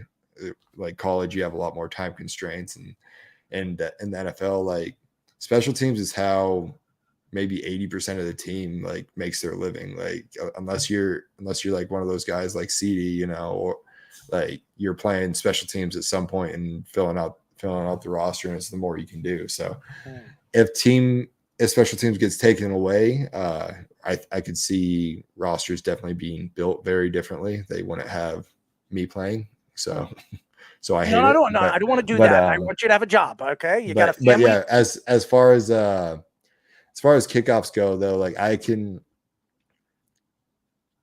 it just really depends on how aggressive the coaches want to be. Because what I can see potentially happening is a lot more kickers trying to kick the ball on the ground and then trying to force people to return it that way.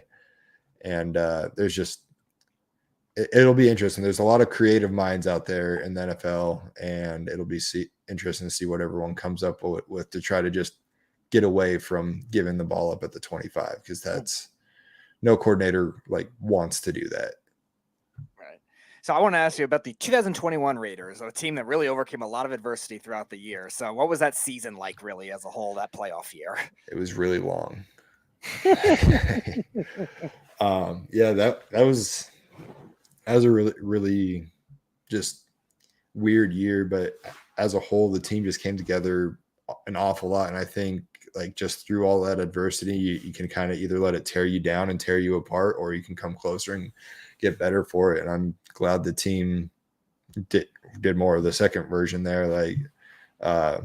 Like we're all, I think it was a very tight knit group. I mean, Gruden got fired, or resigned, sorry, week 3 or 4 or something like that. And Coach Bisaccia, who was the special teams coordinator, stepped up into that head coach role. And I mean, he was a guy that just had a ton of respect among the players on the team. And I think that went a long way. And he came in and it was all, you can't really say without a hitch, but as much as it can be for your coach getting turned over within a week, and especially after, I think we might've been 3-0 at the time, maybe 3-1. I think 3-0. Yeah. I think you were 3-0. Yeah. And, to just come in like that. And, I mean, you never expect to lose your coach when you're 3-0, and, it was a lot. And then obviously what went on with Henry was just awful. It just one of those things that didn't really feel real. I mean, he's one of the guys that, in the locker room, and he was always a great guy, great teammate. He wasn't ever someone that I would expect for something bad like that to happen, but bad, just takes one bad choice and things can change. And just overcoming that. And there's like you said, there's just a lot of turmoil. We all pulled it together and fought to make the playoffs for, I think it was the first time in a long time. Yeah, 2016 was the last one before that, but before that, it was a long time. It was like 2003. Like it was they like went 6 to the years. Super Bowl against Tampa. Yeah, exactly. So then you got screwed in the playoffs, by the way, because you should have won that game. And Derek Carr was absolutely right. I would have been pissed too, because that was just an absolute horrific call. Cincinnati went all the way to the Super Bowl that year, when who knows, maybe the Raiders go to the Super Bowl. Yeah, and there were so many games that year that just could have gone either way. And I think we hit 5 game-winning field goals that year. Mm-hmm. Yes, you so did. it's just like that kind of just little grinded out grit thing, and it just finally fell a little bit short in Cincinnati. But yeah, it was a really special year just after going through all that and just being such a big part of bringing the team back to the playoffs. And I mean, and personally being part of like all those game winners, and like just really like you can there's a lot of games where it's like, okay, well, team won by 17 points, like that one field goal could have gone either way and it didn't really matter. But like to have it come down to the last play and just know that the coaches and the team, they all have confidence in you, and and the special teams to come out and perform when it matters most. It was really cool to be a part of. I'm sure that Chargers game you loved at the end of the season too, especially as a special teams guy. The going for it, the Chargers' decision to go for it on their own 25-yard line, costing them the game. Oh, God. Yeah, that I don't know. That going for it on 4th down, like I definitely see all the analytics and stuff on it where they're saying it can be good, but it can definitely come back to bite you if you mess up too. So wow. I am a big John Gruden fan, by the way, and I have a shirt that says "Free Gruden" because I still believe that he should have a coaching job over there with the Raiders. That's just my. I think I saw he got brought into the Saints to help install the offense or something like that. I hope he does, because he deserves it. I understand what was going on with those, his emails, but those emails should have not been let go. The fact that everything was pushed on him when Schneider was the bad guy, it was just despicable. It was an absolute despicable thing the NFL did to him, and I hope he wins a load of money and he gets what he deserves, because I think John Gruden really changed the Raiders. I really do believe that he helped the Raiders transition to what they became, and it's unfortunate what happened, man. So, but Trent, I didn't want to get you in trouble. We didn't get you in trouble. Thank you for joining us, man. We really appreciate you. No, dude, we're not going to get you in trouble. I promise you. And we would love to get you on again, maybe during the season, maybe during your break, your 1 week break. We would love to see how you're doing with the Cowboys and what's going on with the Cowboys. Maybe you guys are on a 7 or 8 game winning streak. So That'd be great. Yeah. Good luck. We'll check by. We can be in contact. Absolutely. Good luck, man. Congratulations on the birth of your son and marriage and everything. And keep up the good work, man. I'm looking forward to watching you this year with the Cowboys. Yep. Thank you. Thank you guys for having me on. It was fun. Trent Sieg, ladies and gentlemen. He is the new long snapper for the Dallas Cowboys. Yes. America's team. I don't know. People. Well, the Cowboys gave themselves the nickname. So I guess technically. It seemed to stick, though. Yeah, it does stick. I mean, they do have a star, and if you weren't T.O., T.O. was doing some nice, nasty things before he became a Cowboy on the star in the middle of the field. So there you go. Yeah, well, that's not what you play for the 49ers. So you get that kind of rivalry. Your Odell Beckham was doing things in the sidelines too. He was doing things on the sidelines. That's a whole. No, he did something. He pretended he was peeing on the Giants' emblem. Oh, I forgot all about that. You don't remember that? Oh yeah, that was in the end zone. That was the whole different. What kind of man does that? He's hilarious. crawling and lifting up his leg. Odell Beckham. There you go. Well, he wasn't the only. That wasn't the only thing. He decided to do things to the kicking. Well, net, he so. was praying to the kicking net. Oh, he proposed to it. He proposed to it. That's right. And then he got hit by it with his curly blonde blooming onion hair. I love it, man. NFL players, they got some personalities. Chad, a.k.a. Ocho Cinco Johnson. He's another one.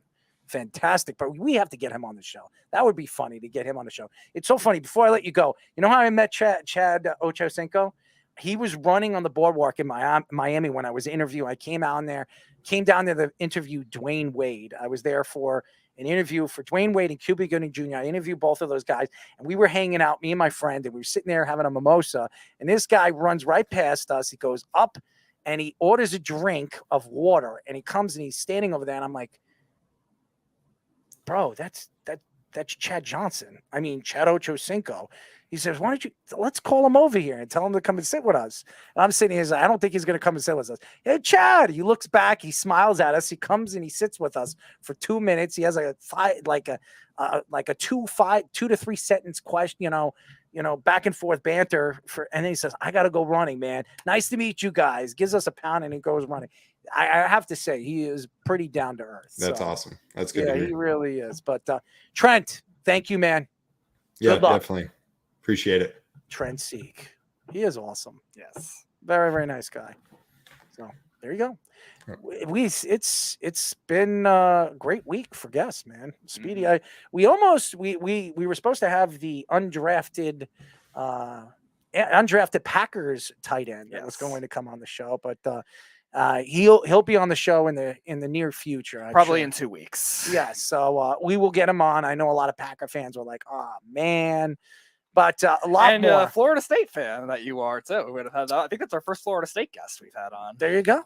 So the Florida State Seminoles, my team growing up, I hated Miami. Okay, yes, I absolutely hated Miami. Everybody says, "What made you become a Seminoles fan?" I don't know what it was. It was either Miami or the Seminoles because those two teams were like the two teams that I was like, which team I'm going to pick? And there was something about Miami I just couldn't stand. I don't know. Maybe it was Jimmy Johnson. Well, he was a pretty good NFL head coach as wrongfully fired, as everyone knows at that time. Well, we should have talked to Trent about that. He's working for the same guy that fired him. Yeah, that was early stages. Jerry Jones. Jerry's getting old, man. He looks old. But hey, listen, man.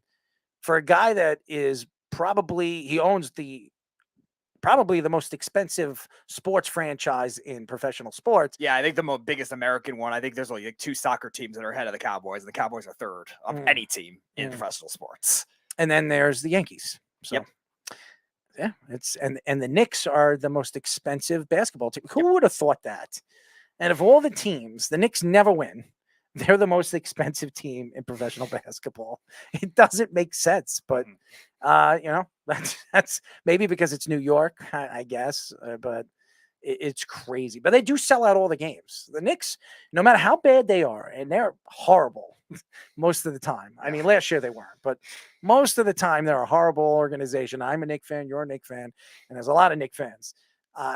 It's crazy how their franchise is like worth $7 billion or something like that. Yeah, since my first time watching basketball, they've made the playoffs I think 5 times out of like 16 years. Or something. It's crazy how much the Knicks are worth. But anyways, 4 more players were suspended by the NFL for gambling charges this week. A total of 6 players have been suspended indefinitely this offseason for betting on the NFL. 3 other players this offseason have been suspended for 6 games for betting on sports.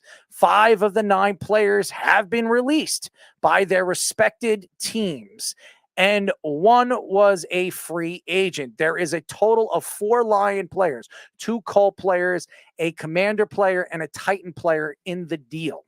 The ruling comes a year after Calvin Ridley was suspended for the entire season and ended up getting traded from the Falcons to the Jaguars. Let me tell you something about this deal, okay? I think this is horrible. And if you want to bet on other sports, you should be able to do it, okay? If you're not betting on your particular game, the NFL should allow you to bet. If you play in a city, you play in I guess in a state that allows betting, that allows it, you should be able to bet on sports. I don't understand these rules. To me, betting is becoming nationwide. It's not what it used to be. You heard Trent. It really only worked in Vegas for, in the 80s and the 70s. That's the only way you can bet. It wasn't even in New Jersey. Okay. It just became legalized in New Jersey recently. And New York now. And it probably will go worldwide in the next, I would say, 5 to 7 years. It will be in every single state in all of the United States.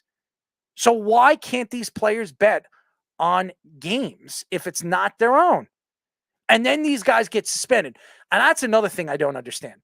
So because they bet on sports, you're going to drop them as players? You're going to tell me that these guys don't have they're never going to get another chance to play in the NFL again because they did something that should be legalized in all of professional sports if it's legalized in that state? I don't understand it. I don't understand the rules. Now, I understand rules are rules. And look what Pete Rose is dealing with. You heard Trent. Pete Rose came to speak to him. Pete Rose still to this day believes that he should have been allowed to bet on sports if he's not betting against his team. Now, the one thing I would say is you cannot bet on the game that you're playing in. Right. You can't do that. That should be illegal. But if it's in any other football game, and I don't care what you know and what inside stuff you have. If you have inside stuff, you're telling me that it's fake. That's what you're saying. Just like Arian Foster said. It's rigged. So if you're telling me that they know something that other people don't know, then you obviously are telling us that it's rigged. It's a rigged sport, and you shouldn't even watch because they know what's going to happen. I think the other end of it, too, is the fact that these NFL players are privy to certain game plans, too. And again, there's enough communication with players on players throughout the week, too. Not even just ones within their own teams, too. I'm sure there's friends across the league, ex-teammates, whatever, that have that kind of say in it, too. So maybe that has to do with some of the stuff Trent was mentioning, too, the inside information that us as fans, we wouldn't know about, that kind of thing, too, where an under for a particular player prop could be not a guy not featured in the game plan as often too, so it's easy to bet. So maybe that has something to do with it. I know one of the Colts players, Isaiah Rodgers, won the $1,000 bet on betting the over in rushing yards. God! Oh, in rushing yards, $1,000! Oh my God! He broke the bank. Mm-hmm. But I think the rest of the bets though were small. They were $25 to $50 bets. So those kinds of things are those something you could give a pass to. Like, why are you going to criticize a guy for betting that small amount? And some of the guys that only got suspended 6 games were betting on not NFL games. Like, that shouldn't make a difference. Why wasn't Calvin Ridley suspended and thrown off his team? Right. Why wasn't he suspended and thrown off his team? Because he's a great player. That's why. Right. And they didn't want to lose him for nothing. So the Falcons didn't let go of him. Now these guys, these young players, because they're really nothing to the organization right now and they could be tossed away like a piece of garbage, they say, you know what, look what happened to Baker. Right. He was wrongly accused. He was a first-round draft pick. And because the Giants didn't know what he was, look at the kicker from the Buffalo Bills. He was wrongly accused for rape. Yep. He was wrongly accused, and now nobody's going to bring him in. I mean, he obviously went to the Jets, and the Jets tried him out, but he's never going to be signed by a team. You know why? Because everybody had it in their minds that he was a rapist. This guy's career is over because of that. And these guys are betting on sports. They're betting on sports that weren't their particular game, and you're going to kick them off the team? A suspension is enough. You're suspending them for 4 games. Now you release them because, hey, you know what? You broke rules. How many players break rules? How many players have done steroids year in and year out? Now all of a sudden, players are getting suspended. Yeah, you also have other sports too that have like these non-injury designation IRs, and in baseball they have paternity leaves and stuff like that too. Why can't they have a slot to say, all right, a guy is suspended, but they shouldn't have to cut him from the team if you're going to make this kind of rule in place, kind of thing too? Because like you said, most of the guys that got suspended are not guys that are starting players too. There were guys that might have been borderline roster cuts as it was. The Titans guy was their starting right tackle, Nicholas Petit-Frere. Mm-hmm. He started pretty much every game. I think he got hurt at the end of the season, but he started most of the games, like you were saying, Ridley. And Isaiah Rodgers was a well-rounded defensive back for the Colts on their defense last year. So some of them do play, but again, a lot of these guys, a lot of the Detroit guys besides Jameson Williams, they didn't play much, so they're going to get cut, and that's going to make it tough as it is. But why not have a non-injury designation spot where you could just say, all right, you could stay on the roster even if you are suspended too, and maybe still get some of that money? It's horrible. And these players, and it's so funny because Snug put up something, he posted something, he says, well, I hope he won the value of his salary for the year. Maybe. You know, but I doubt it. $1,000? Right, you can still lose. Right, you can still lose. I mean, even if you're playing on the backup squad, or what do they call it? The red shirt. Yeah, the practice squad. You're making like, you're making like 50 or 40,000 a year. No, I'm not sorry. They make 15,000 a week or something like that. Right. So that's a lot of money. I haven't made 15,000 a week. I'm sure nobody that listens to our show except the athletes made $15,000 a week. So it's a lot of money. That's a lot of money to lose.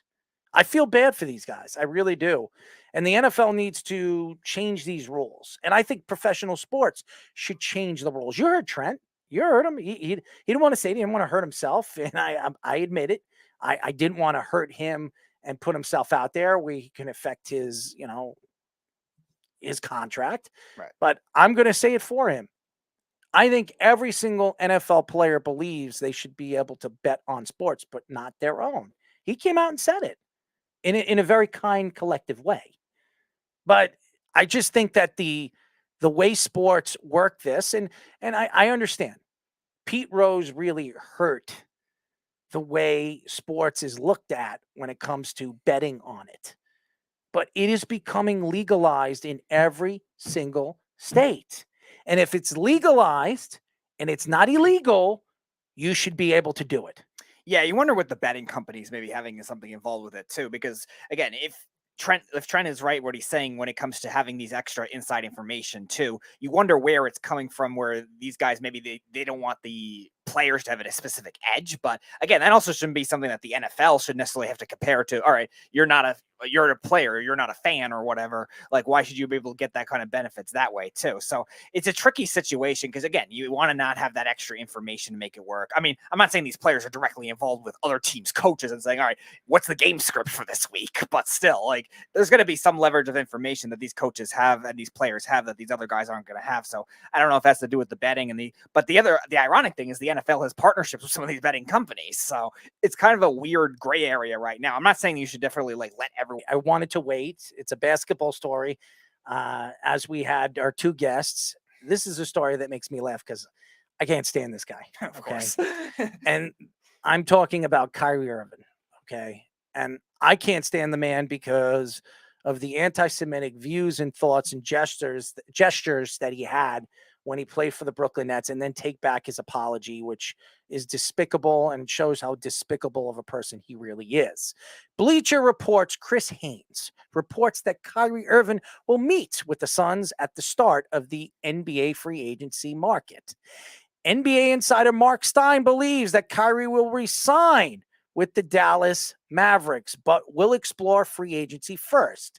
A sign and trade with the Mavericks and Suns is still possible, as the Suns will have to shed a lot of cap space if they want Kyrie.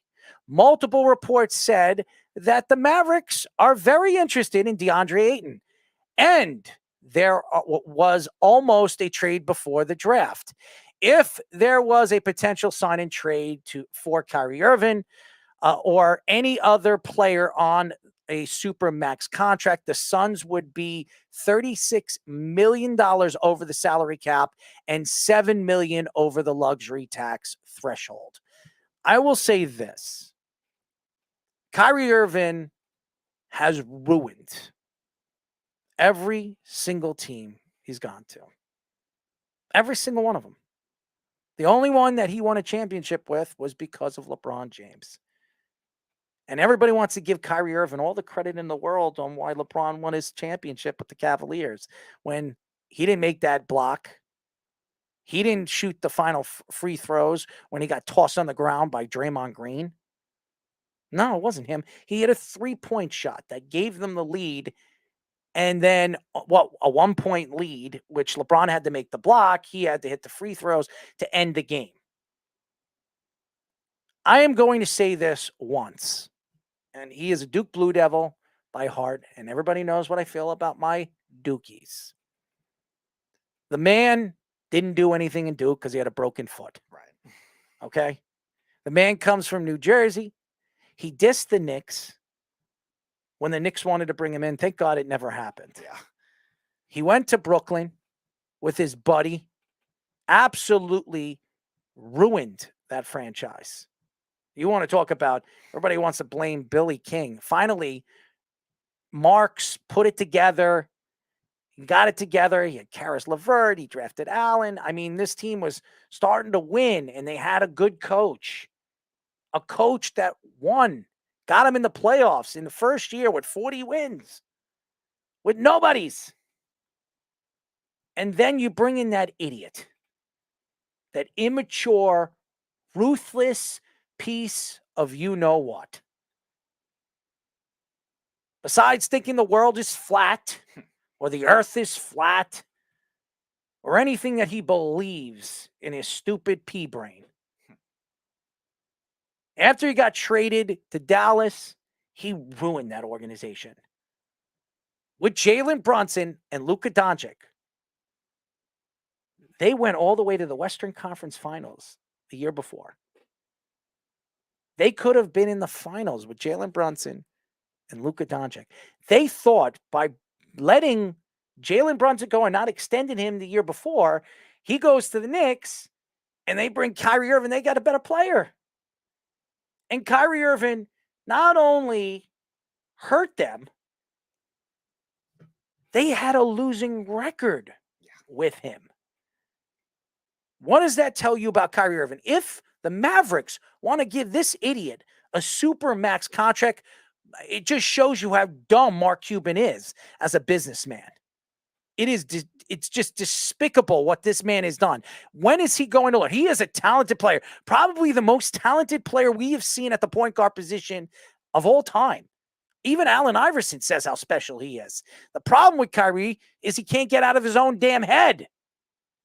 He thinks he's the best. He thinks that he can say whatever he wants, do whatever he wants, and ruin whatever he wants and still get a supermax contract. He should not be in the NBA. He really shouldn't. Should be in a mental institution. Okay? So I hope the Suns get him. Because they were a clown circus with Kyrie and Kevin Durant and James Harden in Brooklyn. And they will be a clown circus in Phoenix in the desert. Because they can't win with Kyrie on that roster. I don't know if they can even win with Kevin Durant on that roster. And the more likely scenario is including DeAndre Ayton in the deal. So if you're going to use that hypothetical for now, let's say Kyrie Irving signs with the Mavericks and then DeAndre Ayton and whatever draft picks that the Suns have are traded and whatever players they have left. Then you're looking at Beal, Booker, and the two previous Brooklyn Clowns. James Harden, Kyrie Irving, and Kevin Durant only played a combined 18 games. And Bradley Beal has already been injury prone as it is, as it was. And Kyrie Irving, even when he was healthy, wasn't playing a lot either because of load management, because of the suspension that should have been a lot longer than the stupid 9 games that the NBA gave him. And Kevin Durant can't stay healthy. So you really think that's going to work on a team with all those egos and all those issues? Devin Booker, you mentioned it many times. I would love Devin Booker. Trade him. Yeah. Trade him. Put him on the trade market. Yeah. I'll take Devin. I'll take him. If you want to trade him to bring in Kyrie Irving, I think the Knicks they'll take him with open arms. Please. I'll do that in a heartbeat. Devin Booker. And anything that is, we've been skeptical of Paul George, and earlier in the show we were talking about James Harden. I'll welcome Devin Booker in with open arms. He's 27 years old. Yeah. I mean, he's still in the prime of his career. And he's a great playoff player. A great defender. I think he's a great leader. You put him with the Knicks with Jalen Brunson, you're talking about the real deal right there. If they want to get rid of him, I would trade anybody but Jalen Brunson on the Knicks to get Devin Booker. But I don't think that's going to happen. Not now. Maybe next year, because I think Devin Booker is going to ask to get out of there. Devin Booker could go to Sacramento. Yeah. Sacramento's a good young team. They're very well built. You put Devin Booker on that roster. I mean, there's only 2 max contracts, no super maxes. So why not? I mean, Devin Booker has another 2 years on his contract, so he will be available the same time as Donovan Mitchell. So Devin Booker will probably not re-sign with the Suns. I believe he will look elsewhere. I think he extended because he thought he could win with this team with Chris Paul when they brought him in. It didn't work. And now Chris Paul is playing for Golden State. And now they have Kevin Durant and Bradley Beal, which is going to be absolutely horrendous this year. Denver right now is still the favorite by far right now. It's not even close. Yep. It doesn't matter what any of these teams are doing because it's not going to make a difference. And if Kyrie Irving goes to the Suns where everybody thinks they're going to be favorites, I think it will be the end of the Phoenix Suns destination because all those guys will be clowning around and eventually be asking to be traded just like James Harden did and then all the other rest. So it's not going to work. The desert circus if Kyrie Irving were to It's go not going to work. Oh, no, it's not going to work. Of course not, because you have too many guys that want the ball in their hands, too. From a basketball standpoint, it's going to be very hard. You're going to have to transform Bradley Beal into pretty much just a catch and shoot How is that guy. going to work? It's not, because, again, you also have too many guys that are injury Who's the prone. point guard? Bradley Beal? I mean, Kyrie Irving would be a point guard, but again, it's... No, I'm talking about if Kyrie Irving doesn't go there right now. Who's the point guard? Oh, yeah, it would probably have to be Booker, right? Which is going to be hard. Maybe Durant on certain possessions, but he can't handle it the same way. Not Bradley Beal? Not you don't all think the time. they're going to have him? Maybe, but again, you're either way, you're going to wear out Devin Booker too much, or you're going to wear out guys that are already injury prone as it is. That's why it's going to make it hard as it is, unless you bring in a minimum point guard just to stabilize it. But still, regardless, even if Kyrie Irving's there, that kind of thing is not going to work either because he's going to want to shoot and he's going to run his mouth and want the ball. And Bradley Beal's going to do the same thing. And it's not going to work there with too many shooters and too many guys are just injury prone as it is too. And we've said it many times, big 3 identities only work with LeBron. No other player has worked with that. It really hasn't worked. So as much as everybody says that LeBron ruined the game, and I'm one of them that thinks LeBron needs to shut his mouth and just play the game. And as he opened his mouth at the end of the season, he ruined any thought that, the specialness of why and how Denver made it to their first finals. It ruined the whole take on how good Jokic was in the playoffs, especially against the Lakers. I mean, he destroyed the Lakers. He embarrassed Anthony Davis. He absolutely embarrassed Anthony Davis. And so many people thought, there's no way that guy could deal with the power of Anthony Davis. Yeah, okay. Power. I mean, he is one of the ugliest looking players you'll ever see, Jokic. But the way he passes the ball, the way he just everything that he does, he makes it so easy. He is by far the best player in the NBA. And you heard it by Mo yesterday. Duck Heel, it was not even debatable. Yes, it wasn't even debatable. He said it's not even debatable anymore. He is the best player in the league. So It's unbelievable when he was a second-round draft pick. Yep. Just imagine how many teams passed up on this guy. Just imagine. And this guy... I'm sure every team passed up on him. I mean, unless they didn't have a draft pick in 2016. Domingo German threw the 24th perfect game in Major League history against the Athletics last night. This was the first game German pitched since his uncle passed away early this week.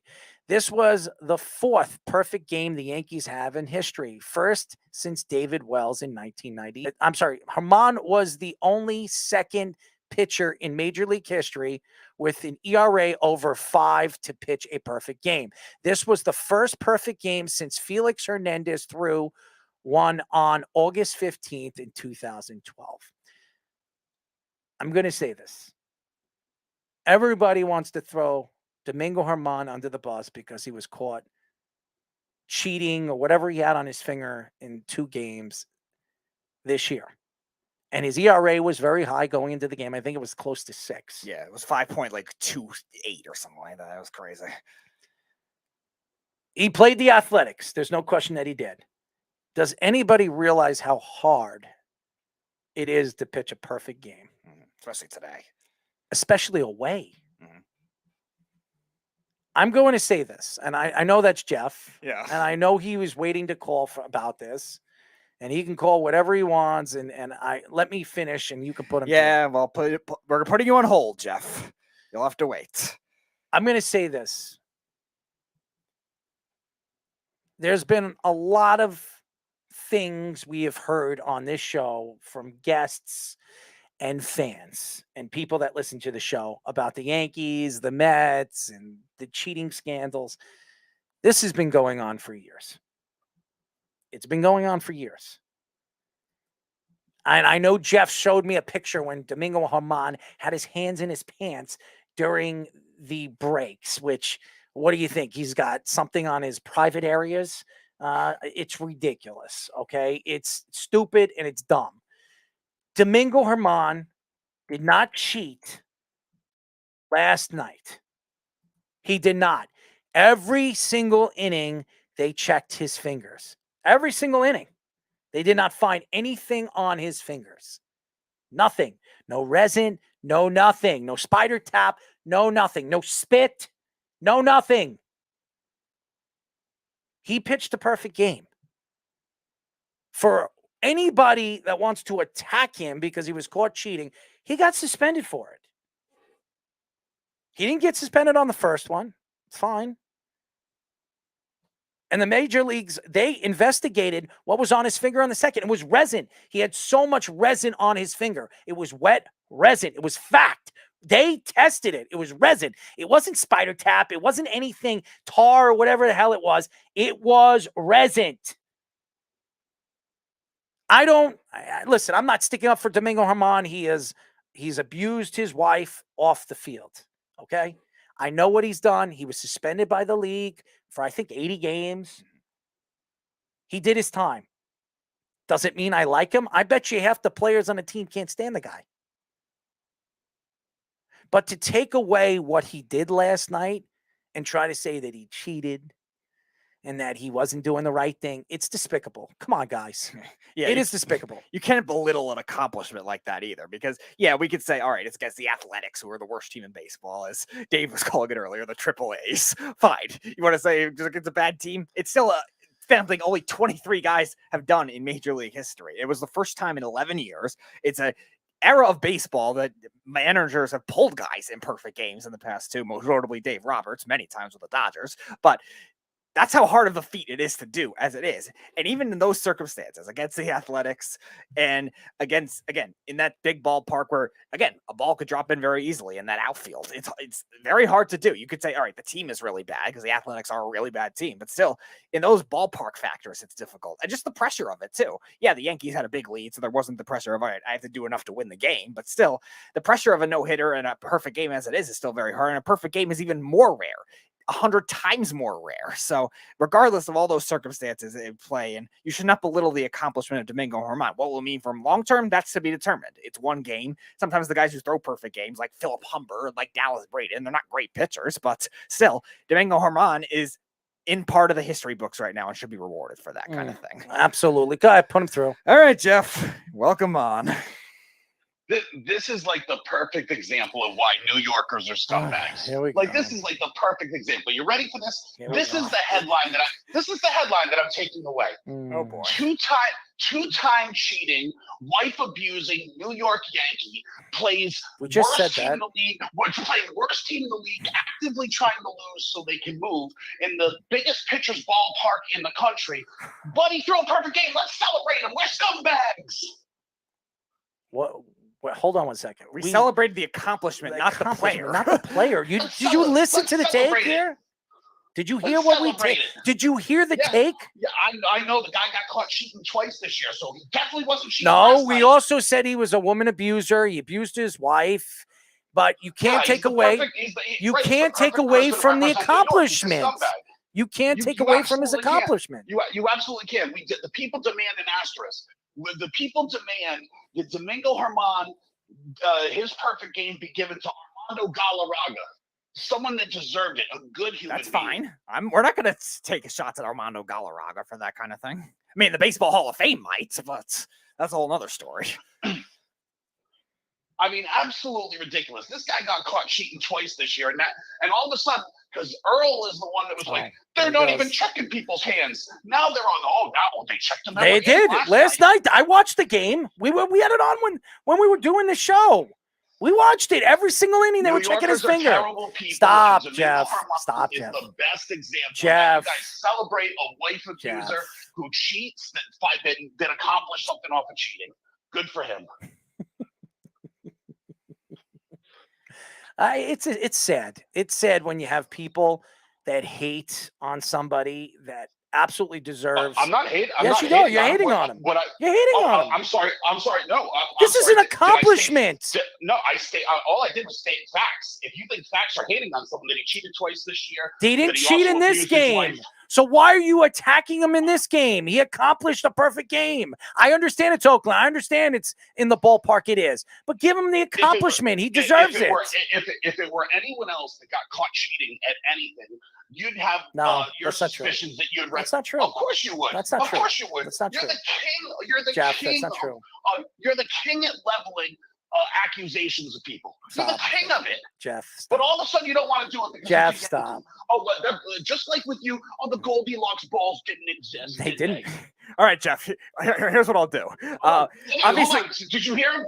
They didn't exist. Did Goldilocks balls exist? Yeah, we know, but again, they also existed for the opponents too. No, hold on. It's not, we know. You know. Earl just denied it again. He said they didn't exist. They didn't. Do you see what I'm saying? No, they did exist. They didn't. No, they didn't. Speedy, did they exist? At the end of the season, but it was also the opponents. You're saying they were going on all season long. You said it was going all season long. It was not. It was not. It was. I sent you the chart when they have. I don't believe that. Who wrote that story? The same guy that writes against the Yankees every single time. Every story that guy posts up is against the Yankees. Every single thing he does. Everything. That's what he gets paid for. He gets paid to point things and throw the Yankees under the bus. I've read a ton of stories by that guy when we were talking about it. I read his stories. He is all about attacking the Yankees. You do realize that the reporter is not the one that came up with the evidence. It was a physicist. Oh, I'm sorry. And how does that physicist knows that? How does he know that? Oh, that's right. Physics is against the Yankees. How does he know it? How does he know? How does he know? He's the ball. Oh, I'm God. Did you hear that? He grabbed one of the balls. He had one of the balls in his hands and he tested it. No. You're making it seem like he took one. That he tested the balls all year and tested balls. Oh yeah, and how did he get them? Major League Baseball gave them to him. Oh, so Major League Baseball gave him balls, and he tested them, and so he gave information to a writer, so he can throw Major League Baseball under the bus.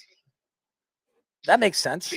See, this is what that makes sense. You're making believe it didn't happen. Even Speedy says it happened. There were 5 different baseballs used throughout the year. Types. Jeff, you are not going to sit here and tell me this. Jeff, there's no way. There's no way Major League Baseball let this physicist take these balls, test them, and then let somebody write about it. Hey, you know what? We're helping the Yankees. We're going to cheat. It was part of an independent study that was done. I don't believe it. And by the way, it's not like baseball hasn't turned a blind eye to things before. You're making believe that baseball hasn't done things like that. No, they have. That was actually one of the first debates we had when I was first here. I never thought the balls were juiced, and now there's scientific evidence they were in certain years. Yes, but that was in the playoffs. That was in the playoffs. You can't cite science because it's not real. I'm talking about what I thought at the time. We're talking about the playoffs, and it was not last year. And these Goldilocks balls 5 years ago. Yeah, it was a long time ago, and I remember it was with Manfred. Right. It was his first year, I think it was. He did it for the playoffs. I remember it. Right, I remember it. Like and even pitchers, even some of the pitchers said that the balls were too small and they were juiced. And that's why there were more home runs in the playoffs when as quick as they were than it was in the regular season. So I'm not going to sit here and say I have a different theory on those balls, but that's a whole nother. Let's hear it. What's your theory? My theory would be is that the seams weren't. It's not that the balls were juiced. I think Justin Verlander was saying that too. It was that the seams weren't raised high enough. Because if the seams were a little high enough, that would create the wind shear to make the ball move. And instead, because the seams weren't raised high enough, the ball was ended up going straighter, which made it easier for the hitters to hit. Yeah, I think I forget which year Justin Verlander was saying that too. One of the years he was with the Astros and he didn't pitch as well later in the postseason, and he blamed it on that. And yeah, there's interesting theories of what it could be. All I know is there were a couple of reports that said they use 5 different types of baseballs, stylistically the way they were built throughout the year. For the first 3 months they had this different one, then they changed it up for the summer. Then you're saying the Goldilocks balls, and they changed it again in the playoffs. There was one other time. You can't acknowledge Goldilocks balls, Speedy. Arrow says they don't exist. They don't. I don't believe it. They did. I don't believe it. They did. I don't care what this physicist says. Because it would taint a Yankee record, so you don't believe it. Get out of here. It has nothing to do with the Yankees. It has everything to do with it. Dude, I'm going to tell you this. And I'm going to throw you a curveball. I'm going to throw you a curveball. I'm going to throw you a curveball here. I could care.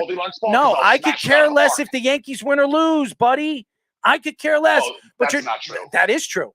That is true. That's not true. Really? It's not true? That's not true. That's not true? Yeah, no, Were you the one that told me the other day that Ohtani was better than Aaron Judge was last year? Did you not say that? No, he wasn't. Not last year.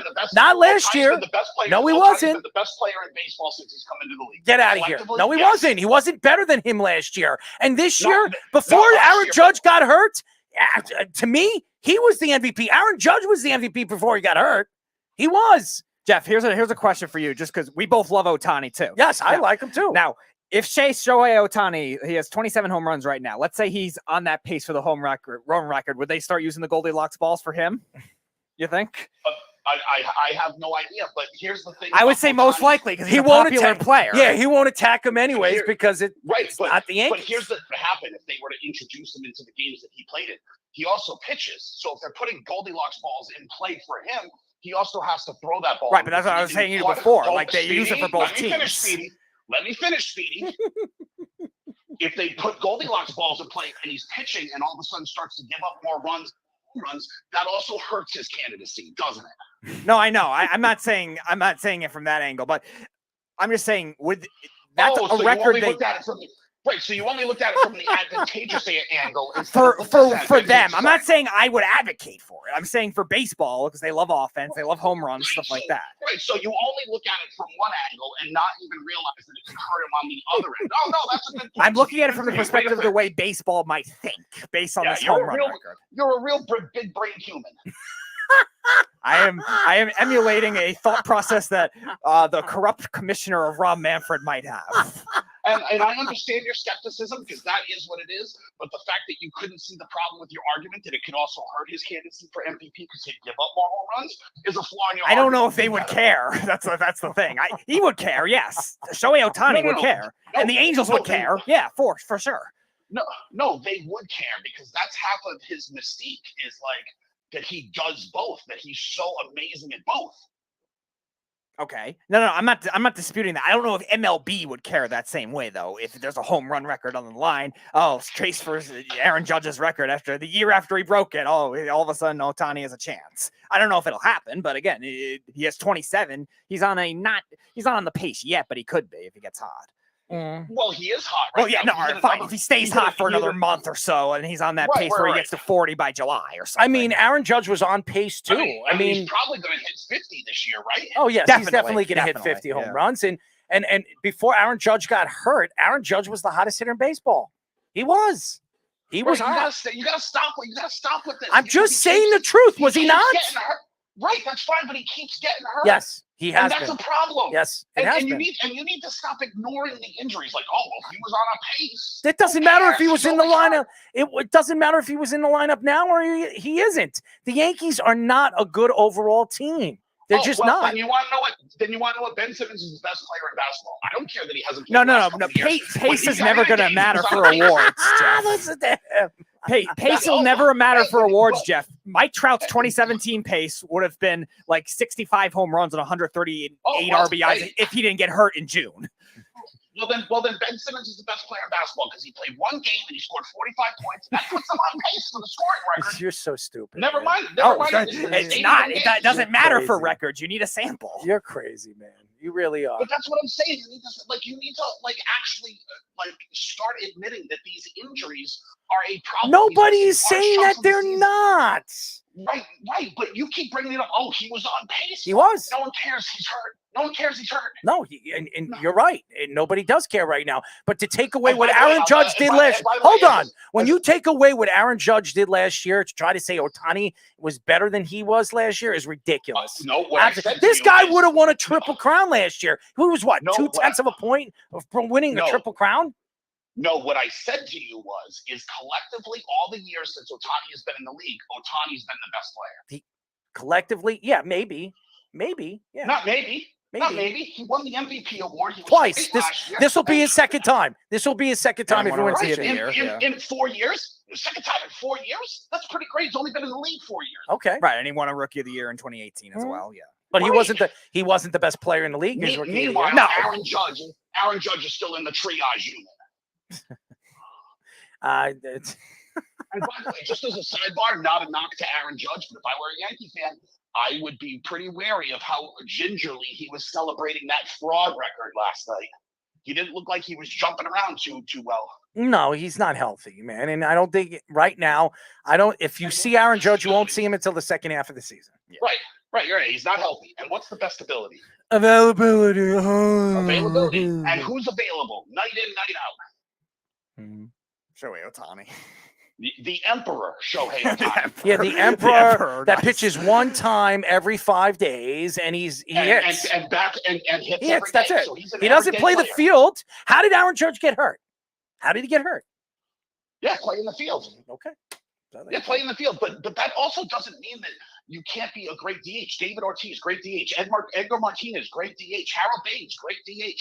They're all making the Hall of Fame.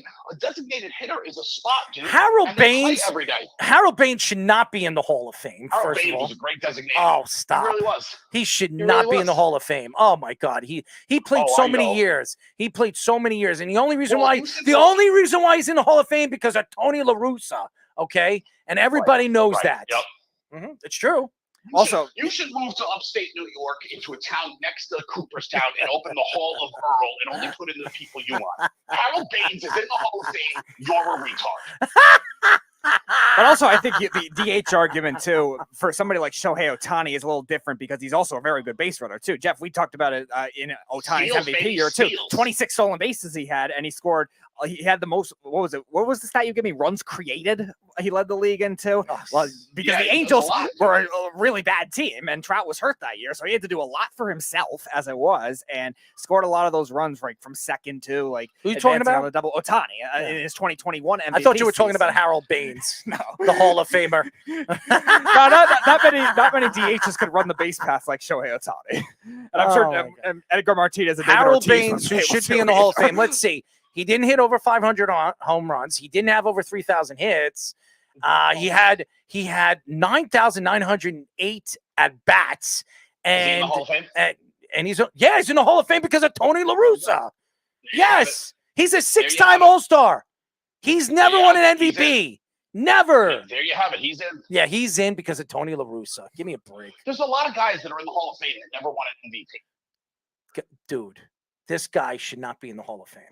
Okay. Harold Baines, Hall of Famer. Thank you. Are you going to say Edgar Martinez doesn't deserve No, it? I didn't say that. I like Edgar Martinez. Are you going to tell me David Ortiz doesn't deserve He it? did steroids. Nope. He shouldn't be in there. Nope. Nope. Yeah, it's hey, if you're caught with doing steroids, you shouldn't be in there. Like you said, steroids Hey, shouldn't listen, go. I'm playing by your rules now, right? Celebrate him. He cheated. Stuck says, I want free tickets to the Hall of Earl, and I want Kenny to be the curator. and by the way, so you can say David Ortiz, not a Hall of Famer, didn't beat his wife. Now the real question: if Kenny is the Hall of Fame, Hall of No, Earl he just got curator- shot. Yeah, he did. Now, Snug, here's the real question: Who would run faster, David Ortiz around the base paths or Kenny chasing geese? He's been the best player in baseball since he does everything. He steals bases. He hits for a pretty decent average. It's not great, but it's a pretty decent average. He hits a ton of home runs. He drives in runners, ton of RBIs. He's got a low ERA, tons of wins, good whip, terrific WAR. He's the best player on the planet right now. Yeah, best strikeout. I think best strikeouts. for This 9 year, innings he among is the qualified best player on the starters. planet. Last year, he wasn't. So stop it. He wasn't. He was not the best player last year. The best player was playing for the Yankees last year, and there's Right, no who got argument. help with Goldilocks balls. Maybe if we get some Shohei, some Goldilocks balls, he'll hit 70 home runs. Thank you for calling, Jeff. I mean, that's just what it is. You ignore anything that. No, I don't. I with the think you're out of Yankees your. I think you're out. No, it has nothing to do with the Yankees. I think you're out of your mind. A physicist. You're the only one that That I don't doesn't believe think Goldilocks balls are a real thing. Even Speedy does. I believe at the end when he was coming close to like what was it like 15 home runs, they changed the 10 home runs, they changed the balls and they had marks on it. You want to call those Goldilocks balls? We don't know if they are, but throughout the because I season, showed you the chart. I don't believe it. I don't believe it. I don't care because a physicist said that. Give me a break. I don't believe it. Oh, right, because physics hates New York. Is that what it is now? I might hate New Yorkers, but physics is just physics. That's science. You It's can't a get around it. physicist. What was it? It was a physics guy that the end. What was Physics it? guy. You're a real big brain guy too. Listen, shut up, you idiot. Goodbye, Jeff. Thank you. Jeez, man. Jeez. Oh my God. Oh, he's giving me a headache. I have such a headache. Oh my God. Stuck says beef Oh, chasing God. his tail ultra fast. I don't know. Would that be faster than Kenny He- chasing geese though? Listen, he made some valuable points, okay? But to say that he told me today that Shohei Ohtani was better than Aaron Judge last year. He wasn't. Not even close, okay? And if you want to say that Shohei Ohtani has been the best player in 3 out of the 4 years, that's your opinion. He's been the best player in the major leagues for 2 out of his 4 years. Is he the best player in the planet right now? On paper, yeah, he is, because he's doing everything that you expect the best player to do. But before Aaron Judge got hurt, he was as good and he was hot as any player in baseball. And he was hitting close to 300 or 291. It was back and forth with 300. He had 19 home runs and 40 RBIs in the least amount of bats out of any player in baseball. Okay. So to sit here and tell me Shohei Ohtani was the best player so far, this year, he wasn't. He got hot. The month of June, he had 12 home runs. 12 home runs. He had, going into the month of June, I think 16 home runs. Or what was it, 17 home runs? If he were at 12, he would have 15 home runs. Yeah. There you go. So he had 15 home runs. Aaron Judge had 19. He probably had like 100 less at bats. You're going to tell me that Shohei Ohtani was having a better year than him? He wasn't. So, and now you're going to say it's Goldilocks balls. That's why. Goldilocks ball. Oh, physician. Oh. Give me a break, Jeff. Stop with this. You hate the Yankees. You hate New York sports. So you'll attack it. That's what you're going to do. This is what happens to people that hate New Yorkers or New York sports. And let me tell you something. Am I fond of New Yorkers being here in New York? Honestly, if you were to ask me right now where I want to do sports radio, it probably wouldn't be here. Okay?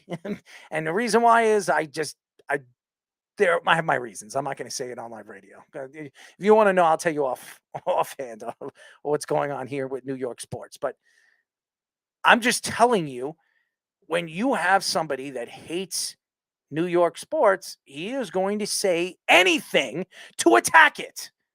He hates Aaron Judge. He hates the New York Yankees. As a matter of fact, every single game so far this year in the past 2 weeks, I get a text from him about the Yankees. Oh, look at what do you think about the Yankees right now? Give me a break. I understand, Jeff. You hate the Yankees. You hate them. Stug, you hate the Yankees. Okay, you guys like making jokes of me being. And by the way, sports radio isn't the only thing I do throughout the day. I don't sit home and bet on sports all day. I'm not taking shots at you, Jeff. I respect the way you make your money. I don't know. Don't bet on sports. You might get suspended. Okay, I don't care what you do. Okay, but to attack me because I have a long day and I have my own opinions towards things and I'm flustered with a word or how I pronounce something for at the end of the show at 11:30 at night because you're just a pain in my rear end and you got something to say and you call me something. The only dummy around here is you that believe that a physician or whatever the hell you call them was looking at the balls and the MLB let him test the balls and then he gives the information to a writer to attack or say something about Goldilocks balls. Give me a break. I don't believe that. Don't sell that to me. It's crap. It is crap. The only time I saw balls that were different was I think the last 10 home runs that Aaron Judge needed to hit. They put a different ball and logo on it because they wanted to whenever those balls were hit, they were worth something and they wanted to market to make it look like milestones. Milestones, and they can use it because they're worth something. Okay, so that was it. Okay, if they were Goldilocks balls, okay, the last 10 balls that he hit were Goldilocks balls. Oh, well. He also hit a slump for 2 weeks, too, in that time between 58 and 62. They were Goldilocks balls, man. So he still struck out a lot with Goldilocks balls. They were Goldilocks balls. They were cheating. The Yankees were cheating. Baseball was trying to help the Yankees break a record. As I believe, because steroids is so illegal to baseball, which I've told them that steroids should be allowed. But nevertheless, because it's illegal, he's the only one that broke Roger Maris's record for real. He really should have the Roger Maris record because he didn't do steroids. So there you go. What are you going to say about that, Jeff? You're the one attacking this and attacking that. What do you got to say about that? I would love to hear that one. The Islanders traded Josh Bailey and a 2026 second-round pick to the Blackhawks for a future consideration. Bailey spent 15 seasons with the Islanders and is one of 3 players in franchise history to play 1,000 games. Bailey has 184 goals, 396 assists, and 580 points in his career. Bailey played 64 games last season and had 8 goals and 17 assists. That's horrible.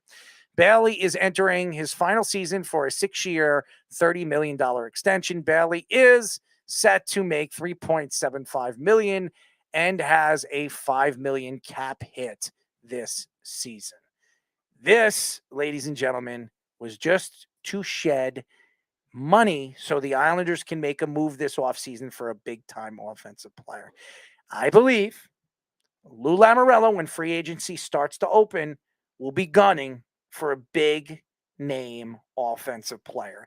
And the guy that I've been telling everybody for the last 2 years that they were going after, and they're probably going to get him and sink their teeth in him, is Vladimir Tarasenko. I believe he's available when free agency opens up. The draft just happened, so free agency should open up in the next week, 2 weeks, right?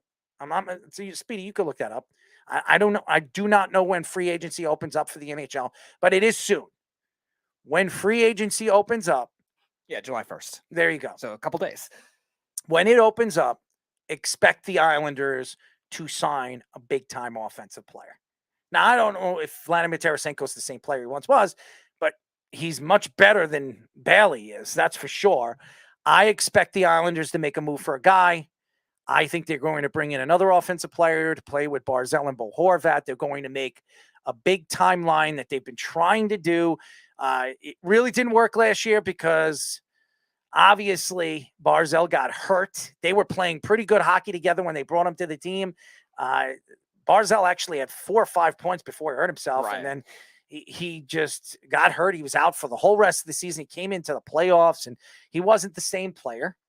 I expect them to make a move. They're going to bring in another offensive player, and I expect them to bring in possibly a speed second or third line winger. I expect them to bring in 2 players to help out offensively. The Islanders are trying to win now. If you see what Lou Lamoriello is trying to do right now, is they're trying to win now. The question is, do they have they have the goalie? Do they have the pieces to do it? And do they have the coach in Lambert that's going to help them win? I don't know. Okay. I don't know. You look at the Islanders, the way they drafted over the last couple of years, they've traded away everything. Right. They draft guy, they draft Roddy, and then they trade him for Bo Horvat. They've been doing this for years since Lou Lamoriello has taken over this team. Now, this I believe is Lou's last year. I do not believe Lou will be back after this year. I don't believe it's going to his son. I do not believe he's going to be the GM. I cannot see ownership giving the reins of the team to Lou's son, especially how Lou has not done the right thing for the future for the Islanders. They have some good young players in their farm system. They do. But when you see the Rangers draft guys at 20 that were top 10, rated players, and you see all these teams stacking up with talent in their farm system, and the Islanders are still the oldest team in the NHL. That is alarming if you're an Islander fan, because it's going to take a long time to rebuild when this thing starts to fall apart. And that's why the money shedding is the other big thing too, because you have to look at multiple players and probably multiple young players, and whether that comes in free agency or maybe one free agent and maybe a trade, they need team speed in some facet too. Yes, Tarasenko could be a veteran guy that ends up helping with that, but they definitely need some more youth within those forwards too, because the Islanders are not going to be able to trade away all their veteran guys on the original Garth Snow group of forwards that they had. Josh Bailey was the last one left, or what was the worst one left remaining, and they still have to trade I think the Clutterbuck signing in the offseason last year, give him a 2-year extension last year and this year, was a bad signing. I don't believe they're going to bring back Matty Martin. I think the Rangers should pick him up. I really do believe it. I think he would be a good fit for the Rangers. They need toughness, and I think what Laviolette likes to do is play tough hockey. He's a grinding hockey coach. Go look at the teams that he's coached. Right. I think it's so interesting about Peter Laviolette. I don't know if everybody checked out his press conference with the Rangers. He said that you can use the same players and transition them into your style of hockey. I just don't think the Rangers have those type of players to play his style of hockey. Panarin, I don't know if he is a Laviolette type of player. I don't know. Now, he is a pesky guy. He is a pain in the ass, and a lot of people don't like him. So Laviolette likes pesky guys, but I don't think he's a grinder, and he's not one of those guys. So I don't know how it's going to work. Now, I think Peter Laviolette was the best guy for hire. Right. I think he was the best coach available. I think that he knows how to coach in New York, because look what he did with the Islanders for the little bit of time that he was there. Thank you, Mike Milbury, for just disposing of him. This guy won over 800 games. He's the 8th. I think he's 8th all time with wins. I think he's one of the best coaches in the NHL. So I think the Rangers made the right choice. I don't like Chris Drury, as everybody knows. This is a make or break move for him. If this doesn't work, he's gone. So I think he didn't want to take any chances with anybody else that he was looking at, because the rest of the list of guys that we were looking at wasn't good. Right. Yeah, you're gonna have to gamble from within, or you'd have to like go for somebody with no experience, which would be hard to do for a team that is mostly a veteran team at this point in the Rangers. Yes, they have the kids, so maybe a younger coach would help with them, but still, like you can't waste this other talent that's there too. They just gave Trocheck $7.5 million a year, who had a good year, but you have Kreider, you have Zibanejad, and all those veteran defensemen that they have too. So they can't waste that kind of thing. And the Rangers know what they have to solve. Like it's the same kind of thing with the Islanders we were just talking about. Like the Islanders need to solve team speed. The Rangers need to solve center depth, and the Rangers need to solve toughness. And that's something that doesn't have to get these bigger moves as a result, but something like coaching could definitely help. The Islanders need it more with those trades. They need to trade for some faster guys, some faster wingers, and some of them maybe free agency could be available, but we also see teams like the Winnipeg Jets that are trading pieces off. Maybe the Islanders deal for somebody like a Kyle Connor, a winger like that could have definitely help them, or even a power play type defenseman that could definitely help them too. And that's why getting that $5 million off for Bailey can really make a difference. Here's a guy that the Islanders should definitely pay attention to. He's a free agent from Toronto too, is Michael Bunting, who said he had a 30-goal season 2 years ago and now had a 27-goal season last year and has a lot of good speed too. And maybe would have more goals if he was playing with that first line. And we know Lou likes those Toronto players. Yeah, I think that should be something they should definitely consider too. And then again, maybe consider a trade from one of those Western Conference teams that are either trying to purge assets or just really bad teams. They need at least 2 offensive. Yes. And I think they have it now with shedding that money. And Varlamov is probably going to be shedded too. They're not bringing him back. Yeah. So it opens up at least 15, 16 million. You can bring in 2 good offensive players for that kind of money. The question is, in the position that the Islanders are they, if they make those moves, are they ready to win now? And are they willing to bet on that? Because if they don't, that's going to set the team back for a very long time. Even though they have Bo Horvat, who's still fairly young, and Barzal and Sorokin, they're only getting older. They are. And they have still good young defensemen. Bellick is still young. Pulak is still fairly young. They have good young defensemen. They don't have the farm system that a lot of these organizations have, because Lou has kind of hurt that. Lou has taken a lot of risky moves that hasn't helped the organization, I believe. Now, he's re-signed Cizikas. I think Cizikas is a good player. I think a lot of teams could use a player like Cizikas.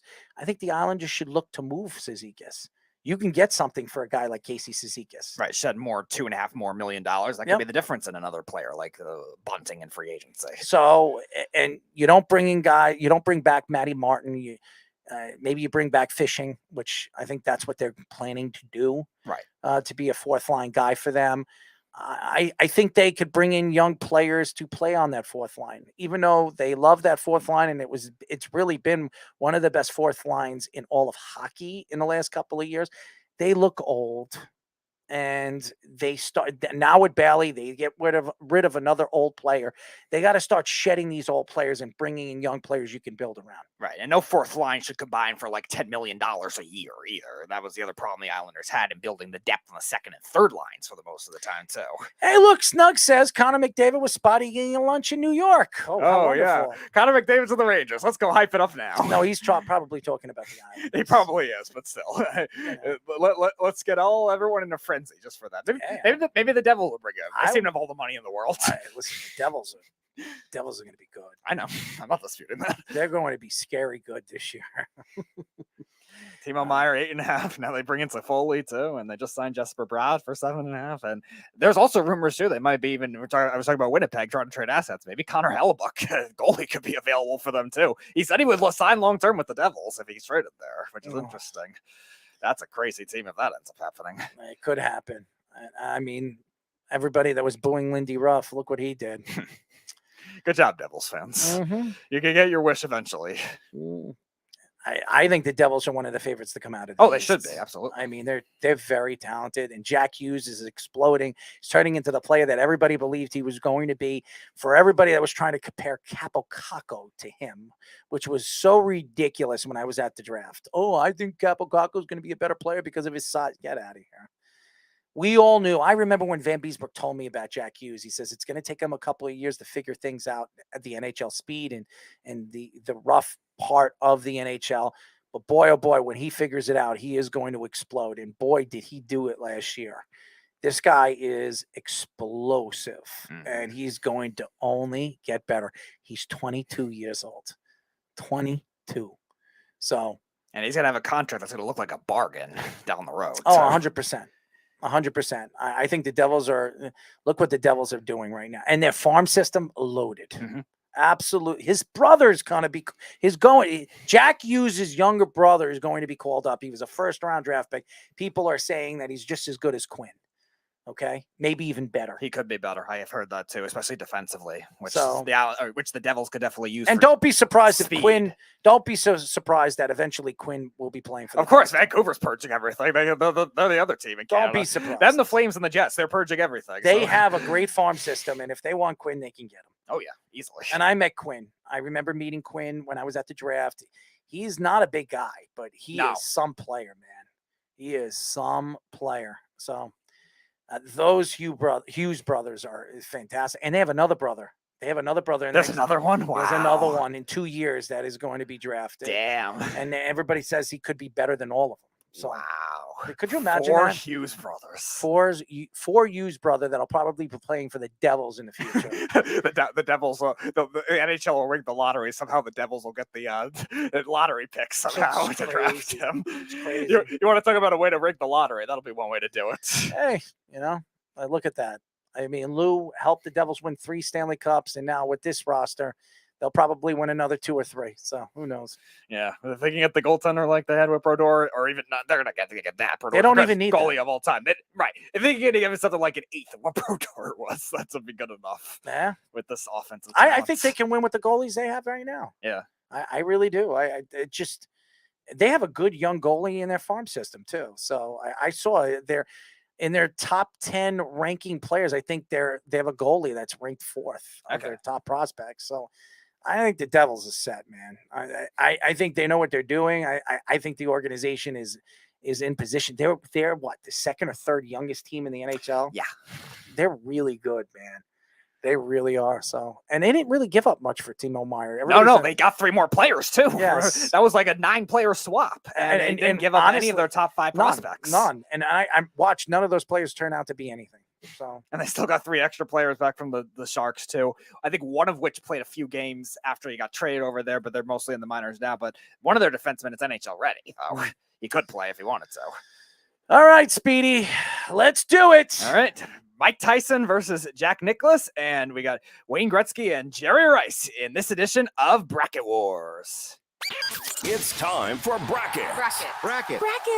It's time for Bracket Wars. All right, we'll do Tyson and Nicklaus first. 6 versus 3 matchup. Mike Tyson, the king of the heavyweight division in the 80s. Tyson had a career record of 50-6. 44 of those wins were knockout. Tyson was undisputed heavyweight champion from 1987 and 1990. Tyson was the youngest heavyweight boxer to win the title at 20 years old. Tyson is the first heavyweight boxer to really simultaneously hold the WBA, WBC, and IBF titles. Tyson is the only heavyweight boxer to hold 3 of those titles at once. Here's what I'm going to say. Tyson has the quickest knockout in Olympic history. Tyson was really dominant in 6 years. I don't think we'll ever see a boxer as dominant as Mike Tyson was in a 6-year span.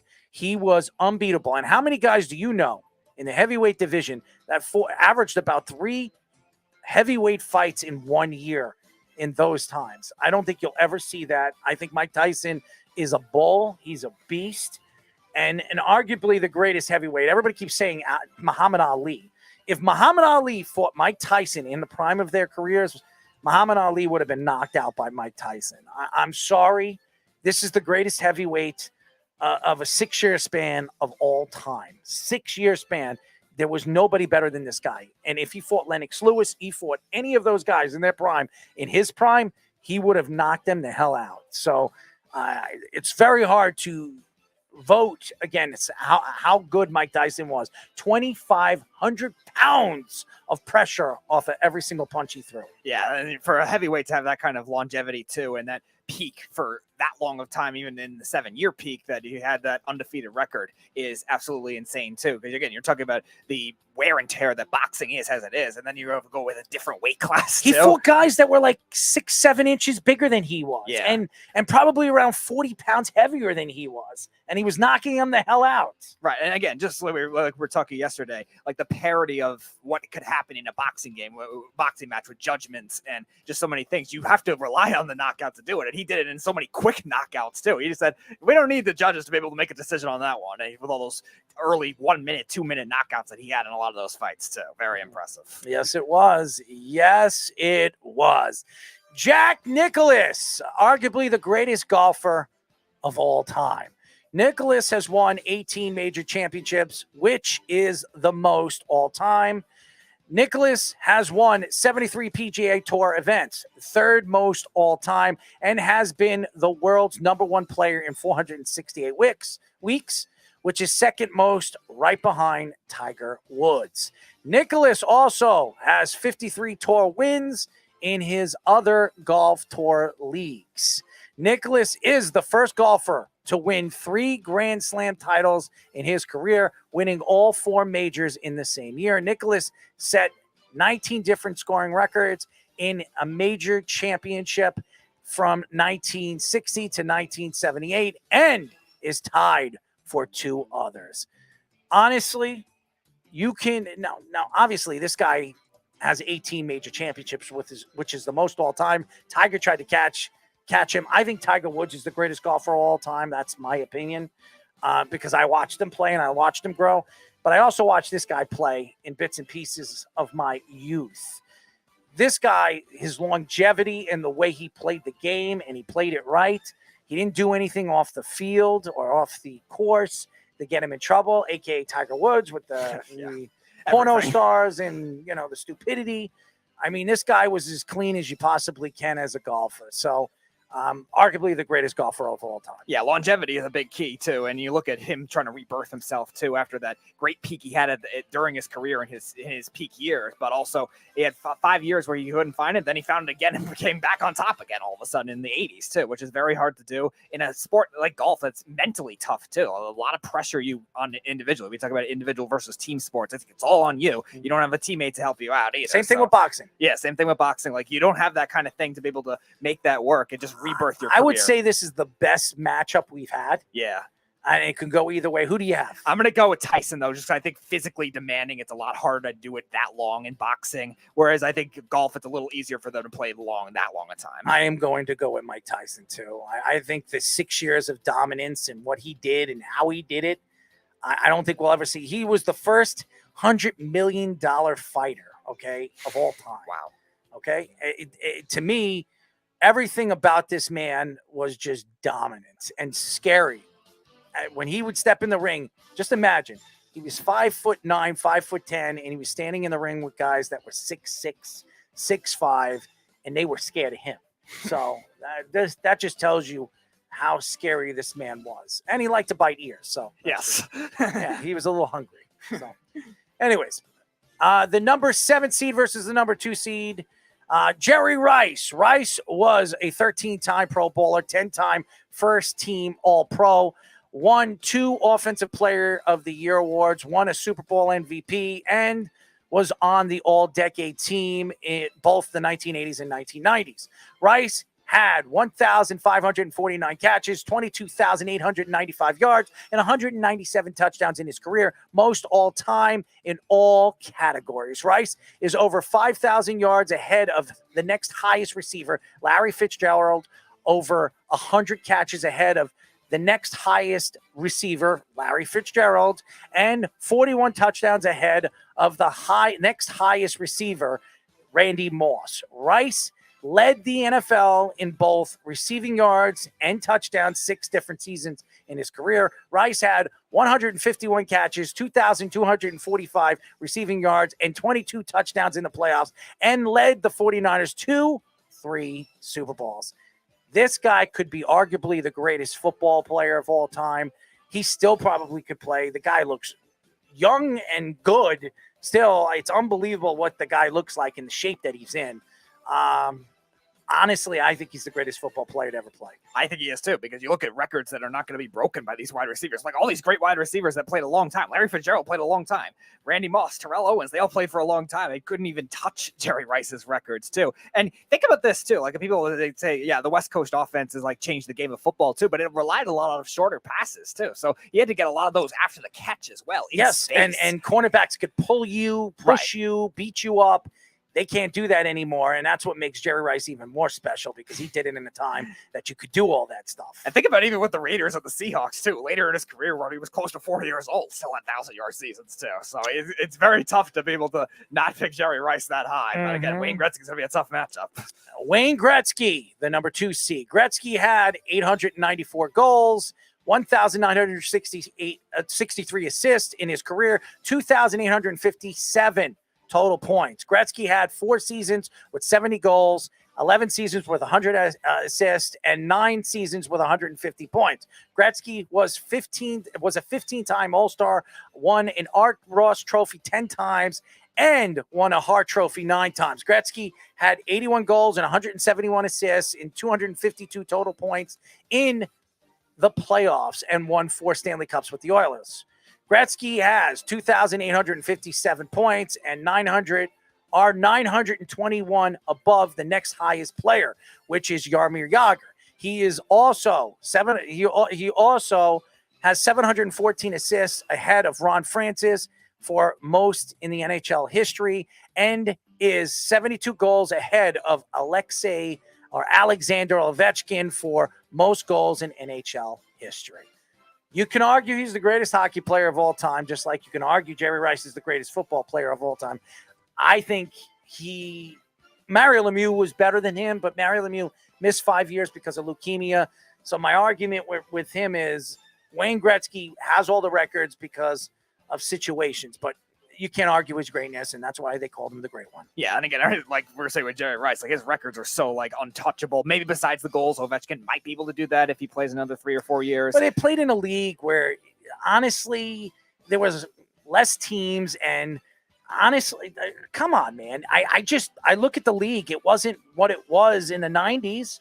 So he did all that damage really in the 80s. Well, yeah, again, the 90s expansion definitely added a good amount of teams into the South. Yeah, a couple of the teams rebirthed in Canada, too. The Winnipeg Jets moved and they came back. Yeah, that's fine. But I did a lot of that damage in the 80s. Yeah, still, you also have to factor it in for a team like the Oilers. That was an expansion team at that time, too, when you're not going to have those same level of resources like you're seeing Vegas and Seattle getting now, too. And Wayne Gretzky was the number 1 pick who went to the Edmonton Oilers. Right. So I would give him more credit for sparking that franchise, though, too, right. Well, as quick as it did. Like, there's always going to be those impact players that do. You look at these expansion teams right after the original. You also play with Hall of Famers galore. Grand Fjord, Paul Coffey, every single one. Mark Messier. We can go up and down that roster. I would say 7 or 8 of them were Hall of Famers. Well, yeah, that's why their 1980s Oilers was in the Final 4 of our last bracket wars that had the greatest teams of all time, and he obviously led the charge with that. But I just think even going to the Kings, too, and even the Blues later on in his career was just fantastic.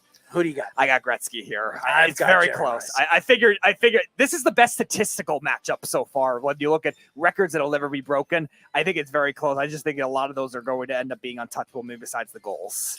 I am going to go with Jerry Rice. I think he's the greatest football player of all time, and what he did will never be broken.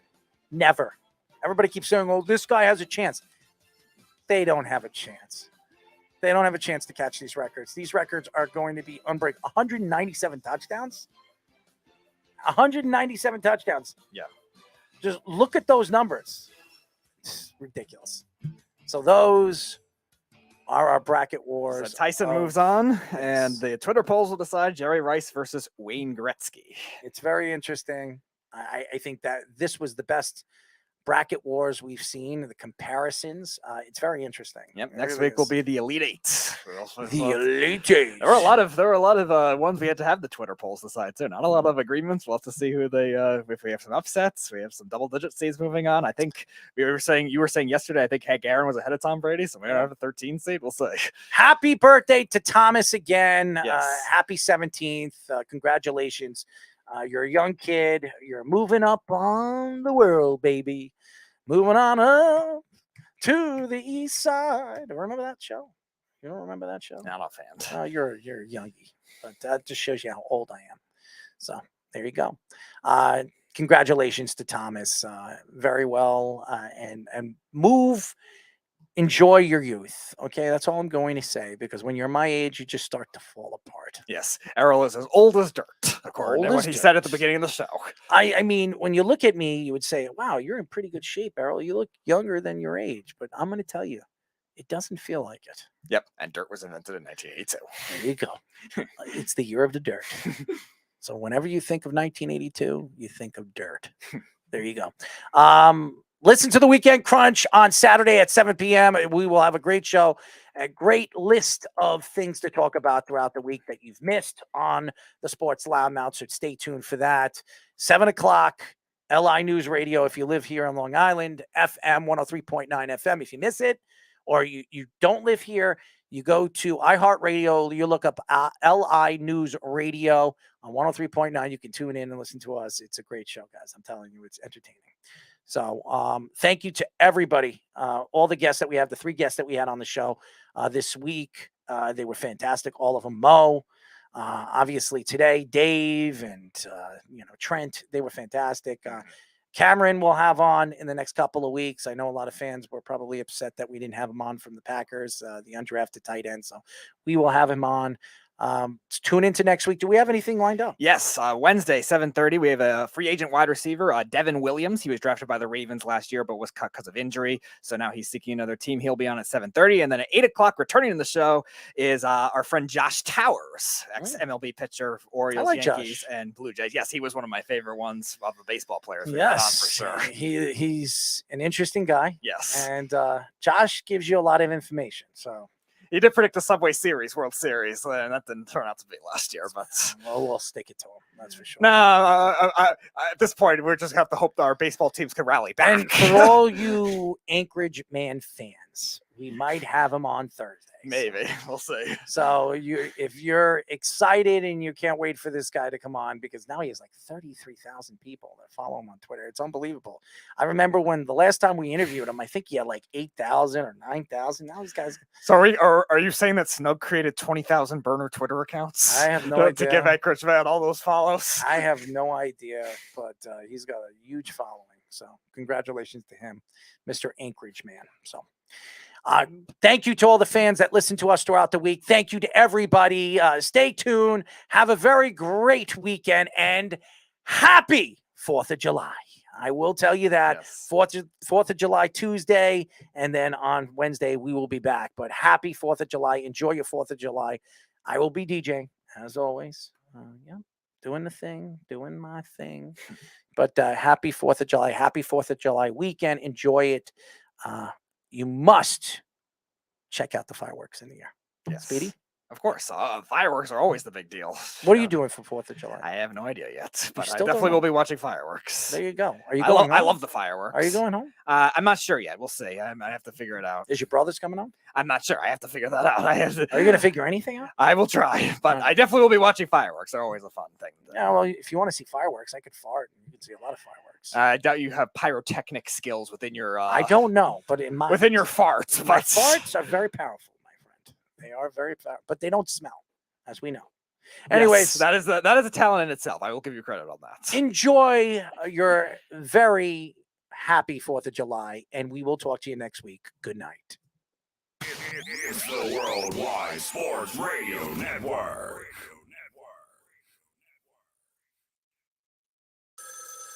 Ranger Station, Ranger speaking. Hi, I'd like to report a bear hug. Uh-huh, okay. Well,